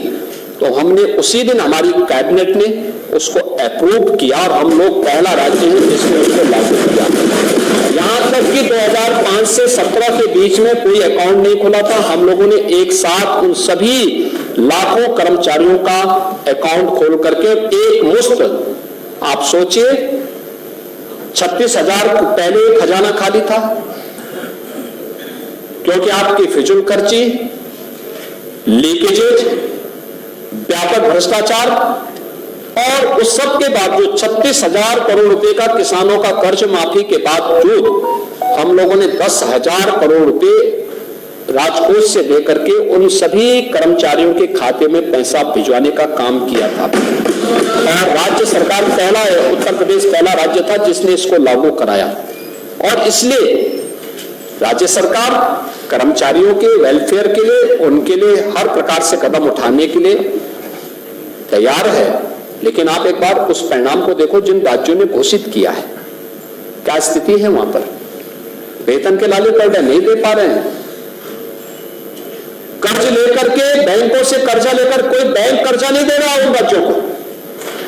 मंदिरों से पैसा मांग रहे हैं, मंदिरों से पैसा मांग रहे हैं। मंदिर में तो पैसा रहेगा, भगवान जहां लक्ष्मी जी रहेगी वहां पैसा नहीं रहेगा तो क्या रहेगा।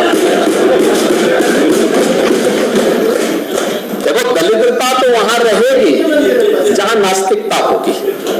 और इसीलिए मंदिरों में लक्ष्मी जी रहती है, विराजमान रहती, श्री लक्ष्मी वहां विराजमान होती है, तो वहां तो पैसा रहना ही रहना है। और भारत, इसीलिए भारत की परंपरा में हमेशा मातृशक्ति को प्रधानता दी गई है। सुरक्षा की संकट तो आपके समय में खड़ा हुआ था और इसलिए हम लोग उस दिशा में पूरा वो करेंगे। कर्मचारी के हित के लिए सरकार पूरी प्रतिबद्धता के साथ कार्य कर रही है, लेकिन उन चीजों को भी देखना चाहिए कि जिससे जो चीज हो सकती हो, लिमिट के दायरे में हो सकती हो। हम सबकी प्रतिबद्धता देश के लिए होनी चाहिए। महाकुंभ का भी यही संदेश है और उसी संदेश के साथ यह बजट भी हम लोगों ने सदन में प्रस्तुत किया था और मुझे पसंद था। हाँ, तो उसके लिए कल वित्त मंत्री, अरे आपके समझ में आ गया, त्रिपाठी तो आगे बढ़ गए, त्रिपाठी जी आगे बढ़ गए, वो आपकी बात करने लगे। सही कह रहे हैं सर, ये पुरानी पेंशन अब नहीं चाहिए। बिहारी जी, आपको नहीं चाहिए, सरकार ने लागू किया था पुरानी पेंशन। बिहारी जी, आपकी सरकार ने, बिहारी जी, अरे वो तो आपकी बात कर रहे हैं ना, लालबिहारी हाँ त्रिपाठी जी। इस सदन का सौभाग्य है कि माननीय मुख्यमंत्री जी जब पहली बार बने तो इस सदन के सदस्य और 2017 के बाद जो है इस सदन के सदस्यों के लिए कुछ हुआ नहीं। माननीय सभापति आप वादा किया, आप ही बात कर रहे हैं। ये आपके सामने जो डिजिटल फॉर्म में विधान परिषद आई है, क्या ये दौरान नहीं आई क्या? ये टैबलेट, ये सब क्या है? आपको तो खुश होना चाहिए। शिक्षक को तो प्रगतिशील बनना चाहिए और आपने प्रगति प्रगति के पक्षधर हैं। आपके का कोई कृपा नहीं है। अब इसके लिए वित्त मंत्री जी की अध्यक्षता में एक कमेटी बनाई गई है और हमने वित्त मंत्री जी से कहा है, कल आपने विधानसभा में भी देखा होगा, विधानसभा में भी इस पे विस्तार से चर्चा हुई है, इसलिए हमने गठित किया था। ये वित्त मंत्री जी को चाहिए था कि दलीय नेताओं को अपने साथ लेकर के और बैठक करके उसकी सिफारिश तत्काल सरकार को कर दे। तो वित्त मंत्री इसको देख रहे हैं और वित्त मंत्री इसको निश्चित ही कदम बढ़ाएंगे, इस दिशा में आगे बढ़ेंगे। हमें भी जानकारी है कि इसमें आपकी समस्या है। अब आपको इसका मेडिकल कॉलेज के बाद कुछ चाहिए क्या?